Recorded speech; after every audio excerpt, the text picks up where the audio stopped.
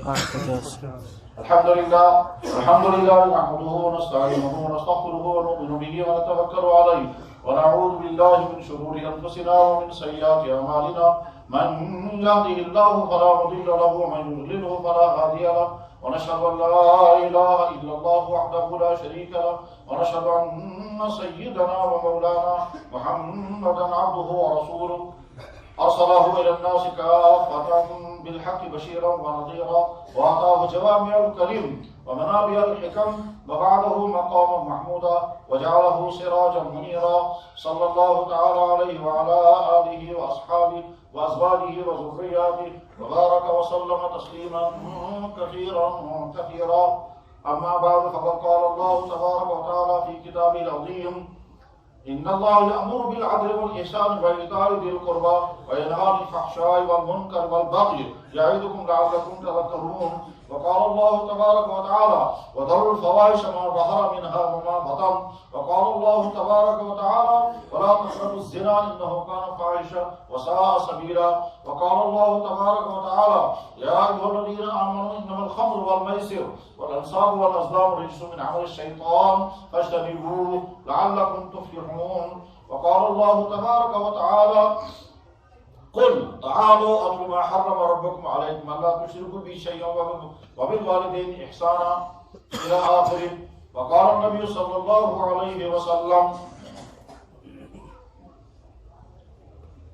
لا يزني الزاني وهو مؤمن ولا يسرق السارق وهو مؤمن أو كما قال عليه الصلاة والتسليم صدق الله مولانا العظيم وصدق رسوله النبي الكريم ونحن على ذلك لمن الشاهدين والشاكرين والحمد لله رب العالمين يا رب صل وسلم دائما أبدا على حبيبك خير الخلق كلهم سلام على خير الأنام وسيدي حبيب إله العالمين محمد بشير نذير هاشمي مكرم عطوف رؤوف من يسمى بأحمد فيا رب صل وسلم دائما أبدا على حبيبك خير الخلق كلهم. محترم بزرگوں اور دوستوں، اس وقت جس موضوع پر گفتگو ہوگی اس موضوع پر گفتگو سے پہلے ہم اپنی نیتیں صحیح کر لیں. اور نیت کے صحیح کرنے کے معنی کیا ہیں کہ بولنے والے کو نیت کرنی چاہیے کہ میں اللہ کی رضا کے لیے اپنے مسلمان بھائیوں تک اللہ کا دین جو ان کی دنیا اور آخرت کی فلاح کا ذریعہ بنے گا وہ اللہ کا دین اپنی امت تک پہنچاؤں گا. مجھے نہ کسی یعنی بولنے والے کو چاہیے کہ وہ یہ نیت کرے نہ مجھے کسی شہرت کی ضرورت نہ مجھے کسی عزت کی ضرورت نہ مجھے کسی تعریف کی ضرورت نہ مجھے کسی اجرت معاوضے کی ضرورت، صرف اللہ کی رضا کے لیے اللہ کا دین اللہ کے بندوں تک پہنچانا. بس یہ بولنے والے کی نیت ہونی چاہیے اور سننے والوں کی نیت تم سمجھو.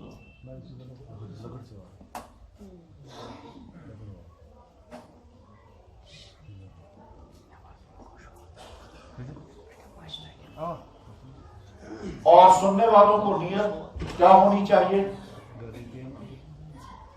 سننے والوں کی نیت طے کرنے کے لیے میں پہلے مثال بتاؤں. خدا نخواستہ اگر کوئی شخص بیمار ہو جائے اور وہ کسی معالج یعنی ڈاکٹر یا حکیم کے پاس جائے تو اس کی نیت کیا ہوتی ہے؟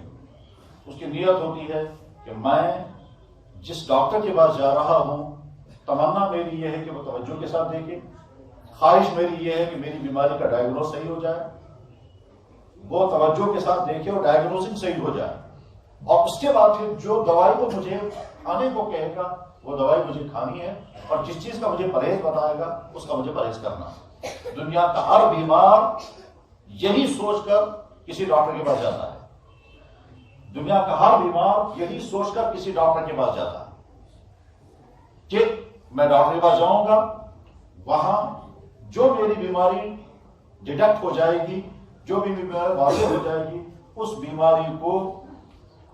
بیماری کو دور کرنے کے لیے ڈاکٹر جو مجھے علاج بتائے گا وہ علاج مجھے کرنا ہے، چاہے وہ خدا نخواستہ مہنگا علاج ہو، چاہے اس کے لیے مجھے پیسے خرچ کرنا پڑے، چاہے اس کے مجھے زمین بیچنی پڑے، چاہے اس کے لیے مجھے جی پی فنڈ نکالنا پڑے، چاہے مجھے ہسپتال میں ایڈمٹ ہونا پڑے، میں کروں گا بہرحال تاکہ میں صحت یاب ہو جاؤں. اور اگر مجھے پرہیز کرنے کو کہا گیا تو مجھے پرہیز بھی کرنا ہے، چاہے مجھے کتنی ہی پیاری چیز کا پرہیز کیوں نہ کہا جائے. جس چیز کے کھانے اور پینے کا مجھے بہت شوق اور جس چیز کو میں چھوڑ نہیں سکتا، جس کی مجھے عادت ہے، اس کا بھی پرہیز اگر مجھے بتایا گیا تو میں اس کا بھی پرہیز کروں گا۔ یہ دنیا کے ہر پیشنٹ کا ضابطہ یہی ہے۔ دنیا کا کوئی بیمار ایسا نہیں ہے جو کسی ڈاکٹر کے پاس جائے اور یہ سوچ کر کے جائے میں دیکھوں گا، اگر مجھے پسند آئے تو دوائی کھاؤں گا، نہیں پسند آئے گا تو کوئی توجہ نہیں دوں گا، اگر مجھے اچھا لگا تو پرہیز کروں گا، نہیں لگے گا اچھا تو کوئی پرہیز نہیں کروں گا۔ یہ سوچ کر نہیں جاتا۔ جب ہم نے کسی ڈاکٹر ہونے پر اعتماد کر لیا، آنکھ بند کر کے اپنے طے کرتے ہیں جو یہ دوائی مجھے بتائے گا، چاہے میری عقل میں آئے یا نہ آئے، چاہے میری سمجھ میں آئے یا نہ آئے، چاہے میرا تجربہ اس کے خلاف ہو، مگر بہرحال مجھے آنکھ بند کر کے اس کی بات ماننی ہے، اور جس چیز کا مجھے وہ پرہیز کرنے کو کہے گا مجھے اس کا پرہیز کرنا ہے، چاہے میری سمجھ میں آئے یا نہ آئے۔ بالفرض ڈاکٹر کے پاس گئے اور اس نے کہا آپ کو دودھ بند کرنا پڑے گا۔ دنیا کا کوئی بیمار یہ نہیں کہے گا دودھ تو بہت طاقتور چیز ہے، دودھ کے اندر تو پروٹین ہے، اس کے اندر تو کیلشیم ہے، اس میں تو وٹامنس ہے، اس میں تو فلانی چیز ہے، اس میں تو ذائقہ عمدہ ہے، آپ مجھے دودھ کیوں بند کرنا؟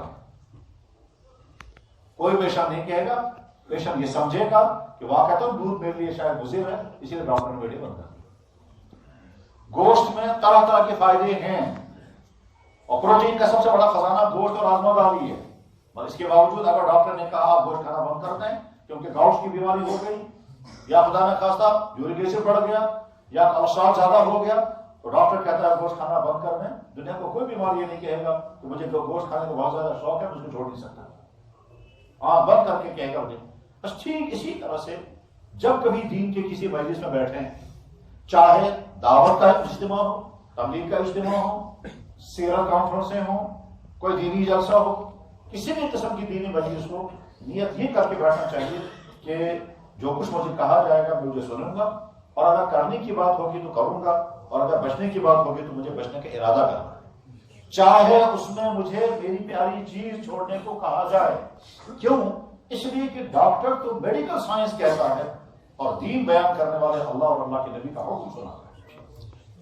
جب ہم ڈاکٹر کے کہنے پر حلال چیز چھوڑنے کو تیار ہو جاتے ہیں، حلال چیز نہیں بے انتہا مفید چیز چھوڑنے کو تیار ہو جاتے ہیں ڈاکٹر کے کہنے پر، تو اللہ اور اللہ کے نبی کے کہنے پر جس کو بیان کرنے والا بیان کرتا ہے منبر پر بیٹھ کر، اللہ اور اللہ کے نبی کے کہنے پر حرام چیز چھوڑنے کے لیے کیوں تیار نہیں ہو؟ تو بس یہ ارادہ کر کے بیٹھنا چاہیے کہ جو کچھ بیان ہو رہا ہے میں یہ دیکھوں گا کہ میرے اندر وہ چیزیں ہیں جس کے کرنے کی بات ہو رہی ہے، اور میرے اندر وہ چیزیں تو نہیں ہیں جس سے بچنے کی بات ہو رہی ہے۔ میرے بھائی تبلیغ کے بیانات ہوتے ہیں، وہاں کا مقصد ہوتا ہے اللہ کے راستے میں نکلنے کی ترغیب دینا، علمی خطابات ہوتے ہیں وہاں مقصد ہوتا ہے سامعین تک علم پہنچانا، اور کبھی ہوتی اصلاحی مجلس، اس اصلاحی مجلس میں کیا ہوتا ہے کہ آدمی کے مرض کی نشاندہی کی جاتی ہے، سوسائٹی کی خرابیوں کی نشاندہی کی جاتی ہے، اور ان سوسائٹی کی خرابیوں کی نشاندہی کر کے کہا جاتا ہے یہ چیز خراب ہے اس کے بچو، یہ چیز خوبی کی ہے اسے اختیار کرو۔ اس میں بعض دفعہ وہ چیز سامنے آتی ہے جو انسان کے اندر پائی جاتی ہے اور انسان کو ترغیب دی جاتی ہے اس کو چھوڑو، تو گیا براہ راست اس انسان سے مطالبہ ہوتا ہے کہ آپ کے اندر یہ کمی یہ خامی ہے، اس کمی اور خامی کو دور کرنے کا ارادہ کرو، اور وہ اس کے سامنے چیلنج ہوتا ہے۔ اس کو سوچنا پڑتا ہے کہ اب مجھے ایک طرف سے میری عادت ہے، ایک طرف سے میرا یہ شوق ہے، یا میں اس میں ڈوب چکا ہوں یا اس میں پھنس چکا ہوں اور اس میں نکالنا میرے لیے بڑا مشکل ہے۔ اور خاص طور پر اس وقت جب انسان کسی چیز کا عادی ہو چکا ہو اور عادی ہونے کے بنا پر چھوڑنا بھی چاہے تو چھوڑنا پا رہا ہو، تو اس وقت جب کہا جا رہا ہو اس چیز سے بچو، اس وقت آدمی کے سامنے امتحان آتا ہے اور اس امتحان میں خود کو کامیاب ہونا ہوتا ہے۔ تو نیت یہ کرنی چاہیے کہ جو کچھ بیان ہوگا، بیان کرنے والا یا تو کچھ چیزوں کے ماننے کی بات کہے گا، ماننے کی بات، اللہ کو ماننا، اللہ کے نبی کو ماننا، آخرت کو ماننا، تسلیم کرنے کی بات، اس کو کہتے ہیں ایمانیات، تو صرف ماننا ہے، اس میں کرنا کچھ نہیں۔ اور یا بیان کرنے والا کرنے کے اعمال بتائے گا، یہ چیز کرو، یہ چیز کرو، یہ چیز کرو، اور یا پھر بیان کرنے والا کچھ چیزوں سے بچنے کی حکم دے گا، کچھ چیزوں سے بچنے کی ترغیب دے گا، اور اپنے گھر کی چیز نہیں سناتا، وہ سناتا ہے اللہ اور اللہ کے نبی کی بات۔ تو نیت یہ کرنی چاہیے کہ اگر وہ چیز بیان کی جا رہی ہے جس سے مجھے بچنا چاہیے اور میرے اندر وہ خامی ہے، تو چونکہ کہا جا رہا ہے بچو، اور یہ اپنی طرف سے نہیں کہا جا رہا، اللہ کی طرف سے کہا جا رہا، تو جیسے میں کسی ڈاکٹر کے پاس جاؤں گا اور ڈاکٹر مجھے کہے گا یہ چیز بند کر دو، جس چیز کے کھانے کا پینے کا مجھے بہت زیادہ شوق ہے، ڈاکٹر نے اس کو بین کر دیا تو مجھے چھوڑنا ہے، ٹھیک اسی طرح سے دین کی مجلس میں اگر کسی چیز سے پرہیز کرنے کی بات کہی جا رہی ہے تو انسان کو ارادہ کرنا چاہیے کہ میں اسے پرہیز کروں گا، اس لیے کہ میں آیا ہوں کچھ سننے کے لیے، اور اس سننے کے بعد پھر مجھے وہ چیز ماننی چاہیے جو چیز سنائی گئی کرنے کی ہو یا بچنے کی، یا تو کرنے کی چیز کہی جائے گی یا بچنے کی چیز کہی۔ یہ تمہیدی گفتگو تھی۔ نیت کا صحیح ہونا بھی انتہا زیادہ ضروری ہے، اور میرے بھائی نیت کا صحیح کرنا آسان نہیں، بہت مشکل ہے۔ بکثرت ایسا ہوتا ہے کہ آدمی سمجھتا ہے میری نیت بہت اچھی ہے پر ہوتی نہیں ہے اچھی، اور ہوس بناتی ہے، چھپ چھپ کے سینوں میں تدبیر ہے، بہت اندر چھپی ہوئی اغراض ہوتی ہے، بہت اندر چھپی ہوئی خواہشیں ہوتی ہے۔ بلکہ میں بتا ایک شخص دعا کر رہا ہے، چاہے وہ امام صاحب ہے چاہے خطیب صاحب ہے، وہ دعا کر رہے ہیں بڑے تڑپ کر، اور دل میں خیال آیا میں ایسی دعا کروں گا کہ سننے والوں کی آنکھوں میں آنسو آ جانے چاہیے، لہٰذا وہ اچھے جملے بول رہا ہے اور رونے کی شکل بنا رہا ہے، تو بظاہر تو شکل بہت اچھی بنی، لیکن اندر سے دل کا جذبہ کیا ہے؟ لوگوں کو آنسو آ جانے چاہیے، اور لوگ کیسا بنے کیا زبردست دعا کر لو، تو یہ تعریف سننے کے لیے دعا۔ ایک قاری صاحب ہیں، بہت اچھی قرات کرتے ہیں، آواز بہت عمدہ ہے، اب وہ اور زیادہ اچھا پڑھنا چاہتے ہیں تاکہ لوگ میری تعریف کریں، تو قرآن پڑھ رہے ہیں اور مقصد ہے لوگ میری تعریف کریں۔ ایک نعت پڑھنے والا ہے، بہت شوق کے ساتھ وہ نعت پڑھتا ہے کیونکہ آواز بہت اچھی ہے اور تعریف سننے کے لیے تو پڑھ رہا ہے نعت، مگر مقصد ہے لوگوں سے تعریف۔ تو بارہا سنا ہوگا کہ قیامت کے دن سب سے پہلے 3 آدمی جہنم میں جائیں گے، وہ 3 آدمی کوئی گنہگار نہیں ہوں گے، ان 3 آدمی نے 3 عظیم کام کیے ہوں گے، اور وہ 3 عظیم کام کے باوجود وہ جہنم میں جائیں گے نیت صحیح نہ ہونے کی وجہ سے۔ نیت اس قدر مؤثر چیز ہے کہ بعض دفعہ معمولی چیز کو یہ عبادت بنا دیتی ہے، اور بعض جگہ عظیم الشان چیز کو رد کرا دیتی ہے۔ ایک کتاب میں نے دلچسپ بات پڑھی، نیت و اثر ہوتا زبردست۔ اگر آگ بجھانی ہوگی تو پھونک مارو، اور اگر آگ جلانی ہوگی تو پھونک مارو۔ تو پھونک آگ کو جلاتی ہے یا بجھاتی ہے؟ کہ یہ بجھاتی بھی ہے اور جلاتی بھی ہے۔ جب آپ ارادہ کریں گے نار وہ چھت گس ہو، جب آپ چاہیں گے آگ بجھ جانی چاہیے تو آپ پھونک ماریں گے آگ بجھ جائے گی، اور جب آپ ارادہ کریں گے آگ جلنی چاہیے تو آپ آہستہ آہستہ پھونک ماریں گے آگ جل جائے گی۔ تو ایک ہی پھونک ہے، نیت آپ کی تھی بجھانے کی تو بجھانے کا کام اس نے کیا، اور نیت آپ کی تھی جلانے کی تو جلانے کا کام اس نے کیا۔ نیت کا اثر اتنا ہے کہ ایک لفظ تعریف بنتا ہے اور وہی لفظ گالی بھی بنتا ہے۔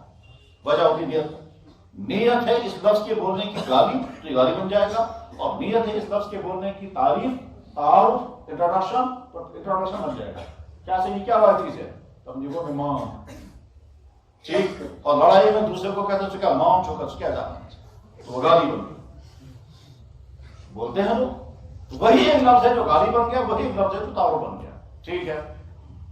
ہر انسان اپنی اہلیہ کے بھائی کو جب تعارف کرائے گا تو کیا کہے گا؟ یہ میرے سالے صاحب ہیں، اور جب لڑائیوں میں لوگ یہی لفظ بولتے ہیں تو گالی کے طور پر بولتے ہیں، لفظ وہی ہے، ایک وہی لفظ ہے، گالی کے طور پر آپ نے بولا تو گالی بن گئی، اور یہی لفظ آپ نے بولا ہے تعارف کے طور پر، انٹروڈکشن کے طور پر، وہاں گالی بھی بنتا ہے، اور جب آپ گالی کی نیت سے بولیں گے تو اگلے کو پنچ ہو جائے گا، اور جب تعارف کی نیت سے بولیں گے تو اگلے کو کچھ نہیں ہوگا۔ اس کا مطلب یہ ہوا کہ اس لفظ کے اندر پیچھے سے جذبے کا اثر کام کرتا ہے۔ جس جذبے سے میں نے یہ لفظ بولا ہے اگلا آدمی جو ہے وہ فوراً ریئیکٹ کرے گا۔ اگر میں نے گالی کی نیت سے یہ لفظ بولا ہے تو اگلے کو فوراً غصہ آ جائے گا، اور اگر کسی نے تعارف کے طور پر بولے گا تو جو واقعی سالہ ہے اس کو کوئی غصہ نہیں آئے گا، کیونکہ وہ سمجھتا ہے وہ صحیح ہے، نیت کا اثر۔ یہی وجہ ہے نا کہ امام بخاری رحمۃ اللہ علیہ سب سے پہلے حدیث کون سی نقل کی؟ امام بخاری کا کمال یہ ہے کہ انہوں نے دنیا کے کسی مصنف نے یہ پیٹرن استعمال نہیں کیا، اختیار نہیں کیا، صرف امام بخاری نے کیا۔ امام بخاری نے کیا پیٹرن اختیار کیا کہ سارا دین انسانوں تک پہنچا ہے وہی کے ذریعے، لہذا مجھے پہلے وہی کو سمجھانا چاہیے کہ وہی ہے کیا چیز، کیونکہ انسانوں کے پاس جو کچھ بھی انسانوں کے پیدا کرنے والے نے دین بھیجا وہ تو وہی کے ذریعے آیا، تو وہی تو پہلے سمجھ میں آ جانی چاہیے لوگوں کو کیا ہے، تب وہی کا بیان لایا۔ لیکن وہی کا بیان شروع کرنے کے بعد فوراً خیال آیا کہ نیت نہیں کرنی چاہیے، تو اپنی نیت بھی ٹھیک کروں گا، پڑھنے والوں کی نیت بھی ٹھیک ہو جانی چاہیے، سننے والوں کی نیت بھی ٹھیک ہو جانی چاہیے۔ تو سب سے پہلے حدیث نقل کی ہے، کون سی والی حدیث؟ اعمال کی درست کرنے کی حدیث، نیت کے صحیح کرنے کی حدیث، بالکل اس طرح سے ہے۔ امام بخاری کہتے ہیں مجھے حدیث سنائی حمیدی نے، حمیدی کہتے ہیں مجھے حدیث سنائی سفیان بن عیینہ نے، سفیان بن عیینہ کہتے مجھے حدیث سنائی یحییٰ بن سعید انصاری نے. یحییٰ بن سعید انصاری کہتے مجھے حدیث سنائی محمد بن ابراہیم تیمی نے. محمد بن ابراہیم تیمی کہتے مجھے حدیث سنائی علقمہ بن وقاص نے. علقمہ بن وقاص کہتے ہیں میں نے مسجد نبوی میں دیکھا کہ عمر بن خطاب ممبر پر کھڑے ہو کر بیان کر رہے ہیں اور کھڑے ہو کر کہتے ہیں فرمایا جناب رسول اکرم صلی اللہ علیہ وسلم انما الاعمال بالنیات. اس طرح سے پوری سند بیان کر کے امام بخاری یوں کہیں گے حدثنا الحمیدی قال حدثنا سفیان بن عیینہ قال حدثنا یحییٰ بن سعید الانصاری قال حدثنا محمد بن ابراہیم التیمی قال حدثنا علقمہ بن وقاص قال سمعت عمر بن الخطاب یقول علی المنبر قال رسول اللہ صلی اللہ علیہ وسلم انما الاعمال بالنیات. اعمال کا دار مدار نیت. تو نیتیں ہمیشہ اپنی صحیح کرنی چاہیے. جب کسی مجلس میں پہنچیں تو اس نیت سے بیٹھنا چاہیے کہ جو کچھ کہا جائے گا میں کروں گا اور جو کچھ بچنے کو کہا جائے گا بچنے کی کوشش کروں گا. اور میرے بھائی اگر آپ نے اس ارادے سے سنا تو بعد میں عمل نہ بھی کر پائے تب بھی ایک بہت بڑے انعام کی امید ہے. اور وہ امید کیا ہے؟ فرمایا جناب رسول اکرم صلی اللہ علیہ وسلم نصر اللہ امرأ سمع مقالتی. تر و تازہ رکھے اللہ تعالیٰ شان اس انسان کو, سرسبز و شاداب رکھے اللہ اس انسان کو سمع مقالتی جس نے میری بات سنی فوعاها پھر اس کو یاد رکھا واداها دوسرے تک پہنچایا. سنا یاد رکھا دوسرے تک پہنچایا. یہ دوسرے تک پہنچانے کا مطلب یہ نہیں پہلے 40 دن نکلو پھر دوسرے تک پہنچانا پایا جائے گا, پہلے ممبر پر کھڑے ہو جاؤ پھر دوسرے کو پہنچانا پایا جائے گا. نہیں, دوسرے کو پہنچانے کے معنی یہ ہے کہ ہم نے ایک بات سنی, دوسری جگہ ہم نے ایک بات سنی کہ شراب بہت بری چیز ہے, شراب حرام ہے. ہم نے کسی بار آدمی کے بارے میں پتا چلا کہ شاید اس کو یہ بری عادت ہے, ہم نے یہ بات اس تک پہنچائی. اس نے عمل کیا یا نہیں کیا اس سے بحث نہیں ہے. ہم نے بات سنی, یاد رکھی, دوسرے بھائی تک یہ بات پہنچائی اور اس پر انعام مل سکتا ہے. اللہ کے نبی نے فرمایا اللہ اس کو تر و تازہ رکھے, سرسبز و شاداب رکھے اور اللہ کے نبی کی دعا پر قبول ہو سکے. میرے بھائی اس وقت جس کو جو گفتگو کرنی ہے اس گفتگو کا اصل مخاطب, اس گفتگو کا اصل خطاب جس طبقے کے لیے ہے, جن لوگوں سے ہے, جن جوانوں سے ہے, ان میں سے بہت کم جوان یہاں ہوں گے. ہمارے بہت سارے بھائی کو بڑی فکر ہوتی ہے, جیسے دعوت والوں کو بڑا غم ہوتا ہے امت کے اندر بے دینی پھیل رہی ہے. دعوت کا پہلا کام یہی ہے امت کے اندر امت کی بے دینی کا غم دل میں آئے. تو ایسے ہمارے بہت سارے علماء کو اور ذمہ داروں کو درد ہوتا ہے جب معاشرے میں کوئی خرابیاں پیدا ہوتی ہیں, جب برائیاں پھیلنے لگتی ہیں. تو ایمان کی علامت یہ ہے کہ آدمی کو فکر پیدا ہو, ایمان کی علامت یہ ہے کہ آدمی کو افسوس ہو, ایمان کی علامت یہ ہے کہ آدمی کچھ کرنے کے لیے بےتاب ہو جائے. یہ ایمان کی خاصیت ہے, ایمان کا. اور اگر کسی انسان کو کوئی اثر نہیں ہو رہا ہے تو سمجھ لینا چاہیے کہ اس کا ایمان یا تو ختم ہو چکا ہے یا بہت زیادہ کمزور ہے. اسی وجہ سے امت کی خرابیوں کا اس کو کوئی غم نہیں ہوتا. یہ امت کے اندر کوئی برائی پھیل جائے اور ایمان والے کو کوئی دکھ نہ ہو یہ ہو ہی نہیں سکتا. اور اگر دکھ نہیں ہو رہا ہے تو علامت اس بات کی ہے کہ شاید اندر سے ایمان ختم ہو چکا ہے. امت کے اندر بے شمار ایسے انسان ہوتے ہیں جو سمجھتے ہیں کہ ہم مومن ہیں اور حقیقت وہ مومن نہیں ہوتے. وَمِنَ النَّاسِ مَن يَقُولُ آمَنَّا بِاللَّهِ وَبِالْيَوْمِ الْآخِرِ وَمَا هُم بِمُؤْمِنِينَ. بے شمار وہ ہیں جو سمجھتے ہیں ہم مومن ہیں مگر حقیقت یہ ہے کہ وہ مومن نہیں. اللہ اعلان فرماتا ہے یخادعون اللہ والذین آمنوا, وہ اپنے خیال کے مطابق خدا کو دھوکہ دے رہے ہیں اور اپنے ظان کے مطابق ایمان والوں کو دھوکہ دے رہے ہیں. اللہ فرماتے ہیں ہم کو کوئی دھوکہ تو اپنے آپ کو دے رہے ہیں.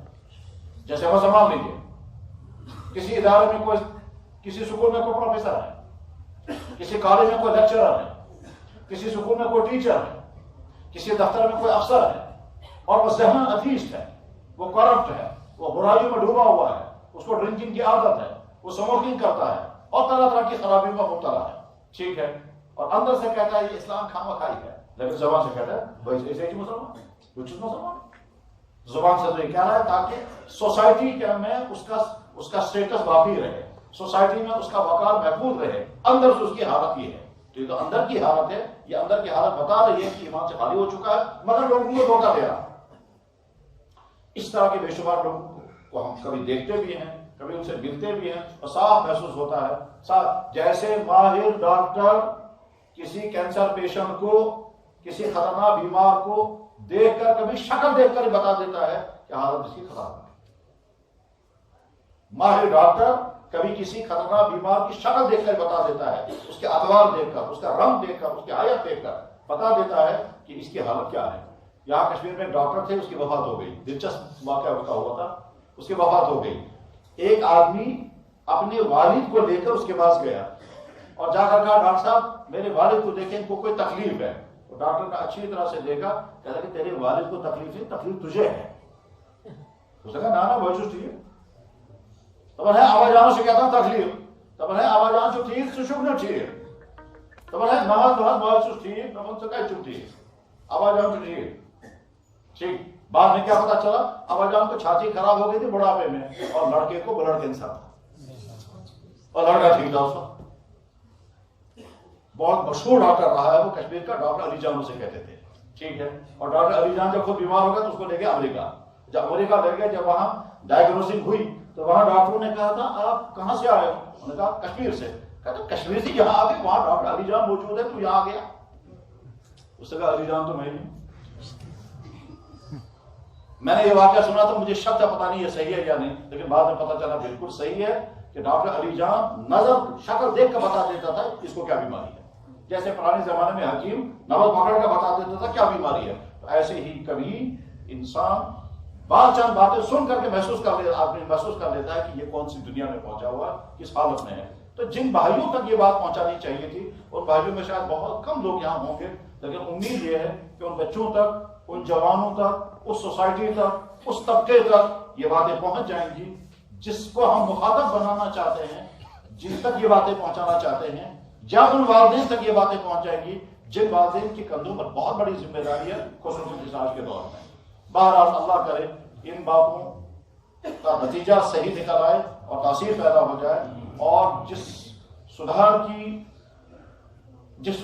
کی چاہت لے کر کے یہ مجلس منعقد کی گئی، جس سدھار کی چاہت لے کر کے یہ چھوٹا سا مجمع جمع کیا گیا، اللہ تعالیٰ اس خواب کو پورا فرمائے۔ میرے بھائی، اب یہ سوچتا ہے بات کہاں سے شروع کریں اور کہاں پر جا کر ختم کریں، دیکھتے ہیں اللہ تعالیٰ شانو کہاں سے اس بات کو کہاں پہنچائیں گے، موضوع کس طرح سے سامنے آئے گا۔ حضرات، جناب رسول اکرم صلی اللہ علیہ وسلم کی بے شمار خوبیوں اور بے شمار کمالات میں سے ایک عجیب کمال یہ تھا کہ آپ نے قیامت تک پیش آنے والے واقعات اور حالات کو اپنے زبان میں بیان کر دیا تھا۔ یہ خصوصیت دنیا میں کسی کے پاس نہیں، حتیٰ کہ نبیوں نے بھی یہ کام نہیں کیا کہ اپنے بعد پیش آنے والے حالات اور واقعات کو بیان کیا۔ یہ صرف جناب رسول اکرم صلی اللہ علیہ وسلم، اللہ نے ان کو ایک خصوصی علم عطا فرمایا تھا کہ قیامت تک پیش آنے والے تمام واقعات کو اس طرح بیان کیا انہوں نے کہ اس طرح جیسے اب اسی زمانے میں وہ دیکھ رہے ہیں کیا ہو رہا ہے، اور 1400 سال پہلے اس کو بیان کر کے ایسا ہونے لگا ہے۔ اس میں کچھ باتیں ایسی ہیں کہ اگر کوئی اور شخص وہ باتیں بیان کرتا تو سننے والے صاف انکار کر دیتے کہ یہ کبھی نہیں ہو سکتا جو آپ کہہ رہے ہیں، مگر چونکہ بیان کرنے والے تھے جناب رسول اللہ صلی اللہ علیہ وسلم، اس لیے سننے والے صحابہ کرام سمجھ میں تو نہیں آتا تھا مگر مان لیتے تھے، اس لیے مانتے تھے کہ بیان کرنے والے اللہ کے نبی ہیں۔ مثلا جناب رسول اللہ صلی اللہ علیہ وسلم نے ارشاد فرمایا کہ مکہ مکرمہ کی بلڈنگیں یہاں کے پہاڑوں سے اوپر ہو جائیں گی، اور مکہ مکرمہ کے پیڑ کو چیر کر اندر سے راستے بنائے جائیں گے۔ جس زمانے میں اللہ کے نبی نے یہ بات فرمائی، اس زمانے میں کنسٹرکشن کا سسٹم، اس زمانے میں آرکیٹیکٹ کا سسٹم، اس زمانے میں انجینئرنگ اس سطح کی نہیں تھی کہ 100 منزلہ بلڈنگیں بن سکیں۔ اس وقت اللہ کے نبی نے یہ بات ارشاد فرمائی کہ وقت آئے گا یہاں کی بلڈنگیں یہاں کے پہاڑوں سے اوپر ہو جائیں گی۔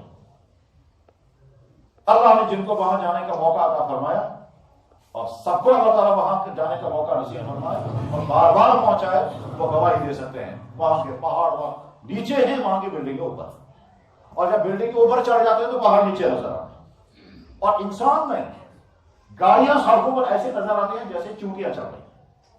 جب اوپر چڑھتے ہیں زمزم ٹاور یا اور دوسری کسی بلڈنگ پر چڑھتے ہیں، وہاں کھڑے ہو کر ایک ایمان والا بے اختیار کہتا ہے یا رسول اللہ، ہم اپنی آنکھوں سے دیکھ رہے ہیں جو آپ نے 1400 سال پہلے بیان فرمایا تھا، یہاں کی بلڈنگیں یہاں کے پہاڑوں کے اوپر ہوگی۔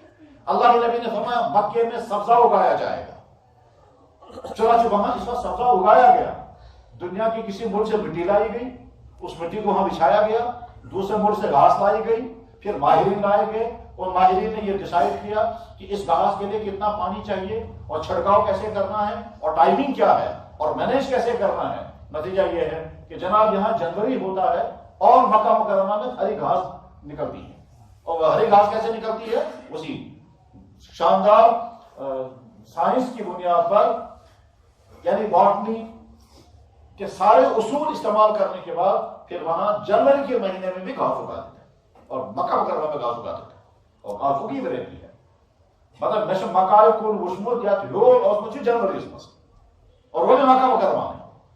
تو حضور کی پیشن گوئی پوری ہو گئی کیا؟ آپ نے فرمایا جب مکہ مکرمہ میں سبزہ اگایا جائے، یہاں درخت ہرے درخت ہوں گے۔ اللہ کے نبی علیہ السلام نے ارشاد فرمایا، کیا فرمایا؟ اوہ سبحان اللہ سبحان اللہ۔ اللہ کے نبی نے ارشاد فرمایا وقت آئے گا مرد مردوں کے ساتھ نکاح کریں گے، عورتیں عورتوں کے ساتھ نکاح کریں گے۔ جس وقت اللہ کے نبی نے یہ بات ارشاد فرمائی تھی، دنیا کی کسی قوم کے اندر یہ خرابی نہیں تھی کہ مرد مردوں کے ساتھ نکاح کریں اعلان کر کے، مرد مردوں کے ساتھ نکاح کریں خوشیوں کے ساتھ، مرد مردوں کے ساتھ نکاح کریں فورموں کی شکل میں۔ کہیں نہیں تھا دنیا کی کسی قوم میں، نہیں مسلمانوں میں تو ہونے کا سوال ہی نہیں پیدا، کسی غیر مسلم قوم میں بھی یہ خرابی نہیں تھی، نہ ہندوؤں میں، نہ بدھوں میں، نہ بدھسٹوں میں، نہ کرسچنوں میں، نہ جوز میں، نہ کسی قوم میں یہ خرابی نہیں تھی کہ مرد مردوں کے ساتھ، ہو سکتا ہے بدکاری کوئی اکا دکا کرتا ہوگا لیکن باقاعدہ پلان کے ساتھ شادیاں ہوں گی، ایسا دنیا میں کہیں نہیں تھا۔ یہ آج کا دور ہے جس دور میں پارلیمنٹیں فیصلے کر رہی ہیں، کورٹ فیصلے سنا رہے ہیں، فورم کام کر رہے ہیں، لٹریچر چھپ رہا ہے، کیا صاحب گے ازم اور لیسبینزم، اور مرد مردوں کے ساتھ نکاح کریں گے اور عورتیں عورتوں کے ساتھ نکاح کریں گے، اور اس کو حقوق انسانی میں شامل کر دیا گیا، ان کے خلاف کچھ بول نہیں سکتے آپ، اب آپ قانون پاس ہو گئے، اور فخر کے ساتھ لوگ کہتے ہیں، آدمی فخر کے ساتھ کہتا ہے میرا فلاں لڑکے کے ساتھ نکاح ہے، وہ فخر کے ساتھ کہتا ہے، عدالت کا جج فخر کے ساتھ کہتا ہے میرا فلاں لڑکے کے ساتھ نکاح ہے۔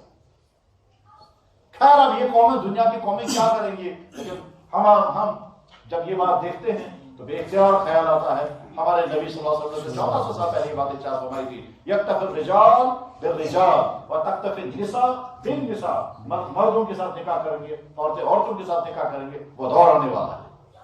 اچھا جب جناب رسول اکرم صلی اللہ علیہ وسلم بات ارشاد فرمائی تو صحابہ کرام کو بڑا تعجب ہوا کہ ایسا ہو سکتا، اگر کوئی اور ہوتا تو حضور صاف انکار کرتے تھے، وہ صحابہ صاف انکار کرتے تھے، مگر چونکہ بیان کرنے والے تھے اللہ کے نبی علیہ السلام، اسے صحابہ انکار نہیں کر سکے۔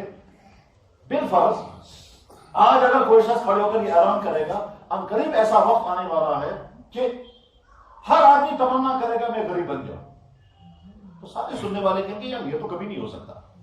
یا اگر آج کوئی اعلان کرے گا کہ ہر شخص تمنا کرے گا میں بیمار رہوں صحت مند نہ بنوں، تو ہر سننے والا تعجب کرے گا یہ کیسے ہو سکتا ہے، انسان تو چاہتا ہے میں صحت مند رہوں، انسان کی تو خواہش ہوتی ہے کہ میں پیسے والا بنوں، اور سن بیان کرنے والا کہہ رہا ہے ایک وقت آنے والا ہے ہر آدمی کی خواہش ہوگی، ہر آدمی کی خواہش ہوگی کہ میرے پاس پیسے نہ ہوں، اور ہر آدمی کی خواہش ہوگی کہ میرے پاس میں بیمار نہ ہوں۔ یہ کیسے ہو سکتا ہے، ناممکن ہے یہ۔ جیسے سننے والوں کو اس بات کا تعجب ہوگا، جب جناب رسول اکرم صلی اللہ علیہ وسلم یہ بات ارشاد فرمائے تو ایسے صحابہ کرام کو تعجب ہوا تھا، کیا فرمایا؟ فرمایا ایک وقت آئے گا ہر آدمی کی تمنا ہوگی کہ میری اولاد نہیں ہونی چاہیے۔ آج وہی لوگ یورپ میں فخر کے ساتھ کہتے ہیں کتا پالنے میں مزہ ہے، اولاد پالنا بوجھ ہے۔ وہ فخر کے ساتھ کہتے ہیں کتا پالنے میں جتنا مزہ ہے، اور یہاں تو تصور بھی نہیں کر سکتے آپ کہ کتوں کے پالنے میں کیا کیا ہوتا ہے یورپ میں، اور وہ لعنت اب یہاں بھی آ رہی ہے۔ چنانچہ جتنے یہاں کے بڑے بعض ہائی فائی لوگ ہوتے ہیں، یہ پیسوں والے ہوتے ہیں، تعجب کرتا ہے آدمی کہ کیسے کتوں کی خدمت میں رہے اور کیسے ان کے نار نخرے برداشت کرتے ہیں، کیسے ان کے لیے شیمپو بنائے جاتے ہیں، کیسے ان کی واکنگ کرائی جاتی ہے، کیسے ان کے ٹریٹمنٹ ہوتے ہیں، کیسے ان کے انٹرٹینمنٹ کے منصوبے بنتے ہیں، کیسے ان کے لیے مکانات بنتے ہیں، کیسے ان کے لیے ادارے کھل رہے ہیں، کیسے ان کی وجہ سجانے کی چیزیں تک آپ کیا کیا ہو رہا ہے۔ تو جناب رسول اکرم صلی اللہ علیہ وسلم کی خوبیوں میں خوبی یہ تھی کہ آپ نے قیامت تک پیش آنے والے تمام اہم واقعات کو بیان کر دیا تھا، ایسا ایسا ہوگا۔ وہ جو اللہ کے نبی علیہ السلام نے ارشاد فرمایا تھا وہ اس آج کے دور میں پورا ہو رہا ہے۔ مثلا حضور نے ایک حدیث ارشاد فرمائی، کیا فرمایا؟ میں نے اپنی امت کے دو طبقوں کو جہنم میں جلتے ہوئے دیکھا، ان دو طبقوں میں سے ایک وہ طبقہ، وہ عورتیں جو کپڑے پہننے کے باوجود ننگی ہوں گی، مائلاتن یہیں سے مردوں کا پیچھا کریں گی، ممیلاتن اور کوشش کریں گے ہمارا بھی تو پیچھا کریں، اور اس کے بعد فرمایا رؤوسہن کاسنمۃ البخت، ان کے سر بختی اونٹوں کے کوہانوں کی طرح سے ہوں گے. بس یہ جملہ کیا فرمایا رؤوسہن جو مس ایسے ان کے سر ہوں گے کاسنمۃ البخت، بختی اونٹوں کے کوہانوں کی طرح. ہم نے وہ اونٹ بھی نہیں دیکھے، ان کے کوہان بھی نہیں دیکھے، تو اس لیے ہم نہیں سمجھ پاتے. لیکن جن لوگوں نے دیکھے وہ بھی سمجھ نہیں پاتے کہ حدیث کا مطلب کیا ہے. چنانچہ پچھلے پوری تاریخ میں محدثین اس حدیث پر غور کرتے تھے کہ وہ انسان کا سر اونٹی بختی اونٹوں کی طرح کیسے ہو گیا. آج کا دور اس وقت یہ جتنا فیشن چل رہا ہے یہ بالوں کا کھڑا کرنے کا اور کئی رنگ چینج کرنے کا، یہ وہی بختی اونٹ ہے. چاہے دنیا کے سارے محدثین کہتے ہیں یہ ہے وہ چیز جس کو اللہ کے نبی نے فرمایا تھا ایسے سر بن جائیں گے، یہاں سے سارے صاف ہوں گے، یہاں سے بال کھڑے کر دیے جائیں گے، اور یہ جو بال کھڑے کیے جائیں گے اب دکھاتے ہیں بختی اونٹ کے بال ایسے ہی ہوتے. یہ جتنے فیشنوں کے ساتھ یہ بال چاروں طرف سے صاف، یہاں سے کھڑے کر کے بال کرنا اور اس کے بعد اس کا کلر چینج کرنا، وہ کہیں لال بنانے کہیں کے ہوں گے، اور اس میں کرو پیدا کر دینا، اور کرو پیدا کرنے کے لیے مشینیں لانا، اور کبھی اس کو سیدھا کرنے کے لیے مشینیں استعمال ہوں گی، بالوں کو سیدھا کرنے کے لیے بھی مشینیں ہیں، کبھی کرو پیدا کرنے کے لیے مشینیں ایجاد ہوں گی، کبھی یہ کریں گے کبھی یہ کریں گے، بالوں کو کھڑا کریں گے. تو اس وقت تمام محدثین کہتے ہیں یہ ہے وہ شکل جو 1400 سال پہلے اللہ کے نبی نے بیان فرمائی تھی. ان کے اونٹ، ان کے سر بختی اونٹوں کے کوہانوں کی طرح سے. اللہ کے نبی سلام محمد رسول اللہ، آپ نے کیسے نشاندہی کر دی جو ہوگا. میرے بھائی بس اسی طرح سے اللہ کے نبی علیہ السلام نے ارشاد فرمایا ایک انسان دوسرے انسان کا احترام کرے گا، اسی لیے نہیں کہ وہ قابل احترام ہے، اسی لیے تاکہ اس کے شر سے اپنے آپ کو بچائے. چانچہ یہاں کے دفتروں میں بہت سارے نیچے کے ملازم اوپر کے ملازموں کا احترام کرتے ہیں سار سار کر کے، اور اندر سے کڑتے رہتے ہیں، اندر سے جلتے رہتے ہیں، مگر ساتھ میں سمجھتے ہیں اگر میں یہ سر سر دکھلاوے کا سر نہیں کروں گا یا نقلی دکھلاوے کا سر سر نہیں کروں گا نہ جانے مجھے کیا کرے گا، تو میرے فائل پر سائن بھی نہیں کرے گا، میرا یہ جو ہے میرا آرڈر پاس نہیں کرے گا، مجھے ریلیز نہیں کرے گا، مجھے یہ نہیں کرے گا. دفتروں میں نیچے کے ملازم حتیٰ کہ چپراسی اپنے اوپر کے افسروں کو جو سلوٹ مارتے ہیں وہ سارے وہ دکھلاوے کا اکرام ہوتا ہے، حقیقت کا اکرام نہیں ہوتا. تو اللہ کے نبی نے کیا فرمایا یکرم الرجل مخافۃ شرہ، ایک انسان دوسرے انسان کے اکرام کرے گا تاکہ اس کے شر سے اپنے آپ کو بچائے. بلکہ ہو سکتا ہے ہم میں بھی کبھی کبھی یہ صورتحال سامنے آئی ہو، کبھی سڑک کے کنارے پر کسی نے روکا اور تلاشی شروع کی، اور تلاشی شروع کرنے کے بعد ہم میں سے بھی بہت سارے کہیں گے سر سر جناب، اور یہ جناب اور سر جو ہو رہا ہے وہ اسی لیے تاکہ اس کے شر سے اپنے آپ کو بچائے. ورنہ وہ کون سا سر ہمارا ہمارا کوئی سر ہے بولنا ہم سر کر، مگر اس کے شر سے بچنے کے لیے یہ کوئی زیادہ اترا. اللہ کے نبی حضرت یہ بات ارشاد فرمایا. بس اس بنیاد کو ذہن میں رکھ کر آپ دیکھیں ہم جس دور میں زندگی گزار رہے ہیں یہ دور فحاشی کا دور ہے، یہ دور ڈرگز کا دور ہے، یہ دور آوارگی کا دور ہے، یہ زناکاری کے پھیلنے کا دور ہے. اور یہ ساری باتیں جناب رسول اللہ صلی اللہ علیہ وسلم بیان فرما چکے ہیں. بخاری میں حدیث ہیں، آپ نے فرمایا یکسر الزنا، زناکاری عام ہو جائے گی. آپ نے فرمایا یشرب الخمور، شرابیں پی جائیں گی. آپ نے فرمایا ناچ گانوں کی محفلیں عام ہو جائیں گی. بلکہ یہاں تک فرمایا اور ہر آدمی شام کو ناچنے گانے والی عورت دیر کر کے گھر جائے گا. تو تمام محدثین کہتے ہیں کہ عورتیں کہاں ہوں گی اتنی کہ صاحب مارکیٹ ان کی لگی ہوئی ہوگی، پھر ایک آدمی آگے شام کو ایک عورت کو لے کر گھر جائے گا اور وہاں رات کو وہ ڈانس کرے گی. وہ کون سی مارکیٹ ہوگی؟ اور دنیا میں ایسی عورتیں کہاں ہوں گی؟ ظاہر ہے تو کہ آج پتا چلا یہ جو ہاتھوں میں موبائل ہے، یہ جو ٹی وی سیٹ ہیں، بس صرف وہاں جا کر کے بٹن دبانا ہے، یا وہ جو کیسٹیں لے جاتے تھے پہلے وہ وی سی آر کی کیسٹیں لے جاتے تھے، وہ ہے وہ عورت لے کر کے جانا اور وہاں کیسٹ لگانا. اور اب تو عورت لے کر جانا کہاں ہے، اب تو بٹن دبانا ہے اور اپنے کمرے میں بیٹھ کے چاہے آپ ناچ گانے دیکھتے رہیں، چاہے ڈانس کرتے رہیں، چاہے کچھ کرتے رہیں. سلام محمد رسول اللہ، آپ نے 14 سال پہلے گیا تو ایسا ہو رہے شرابیں کثرت سے پی. اچھا آپ نے لفظ استعمال شرابیں، یشرب الخمور، شرابیں پی جائیں گی. شرابیں تو نہیں شراب ہوتی ہے، آپ نے جمع لفظ کیوں استعمال کیا؟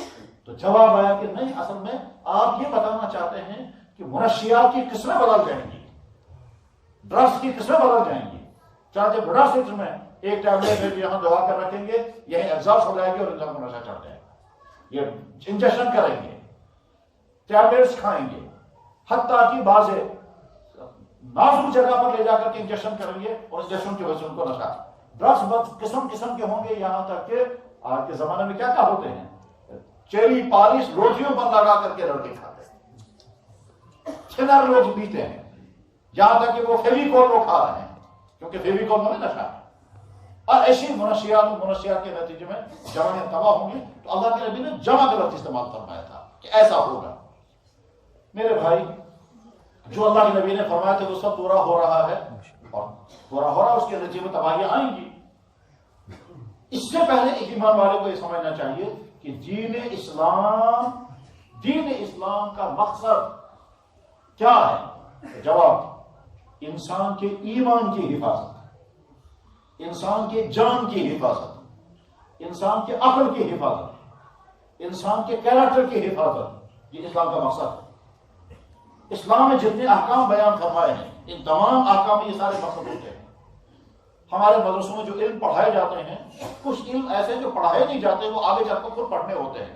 ان علموں میں سے ایک علم کو کہتے ہیں علم اسرار شریعت یا علم مقاصد شریعت۔ شریعت کا مقصد کیا ہے؟ شریعت نے کہا کہ بکری کا گوشت حلال ہے، بھیڑ کا گوشت حلال ہے، کتے کا گوشت حرام ہے۔ وہ بھی بیچارہ کتا ہے، ہمارے گھر کا جانور ہے، اس کو حرام کیوں کر دیا؟ بلی کا گوشت حرام کر دیا، خرگوش کا گوشت حلال کر دیا۔ خرگوش بھی جانور ہے، بلی بھی جانور ہے، بلی اور خرگوش دونوں سیم ایک ہی قسم کے جانور ہیں، دونوں کا بدن ایک ہی جیسا درد ہوتا ہے۔ اس کو حرام کر دیا، اس کو حلال کر دیا۔ بچو کو حلال کر دیا، چوہے کو حرام کر دیا، دونوں ہی جیسے جانور ہیں۔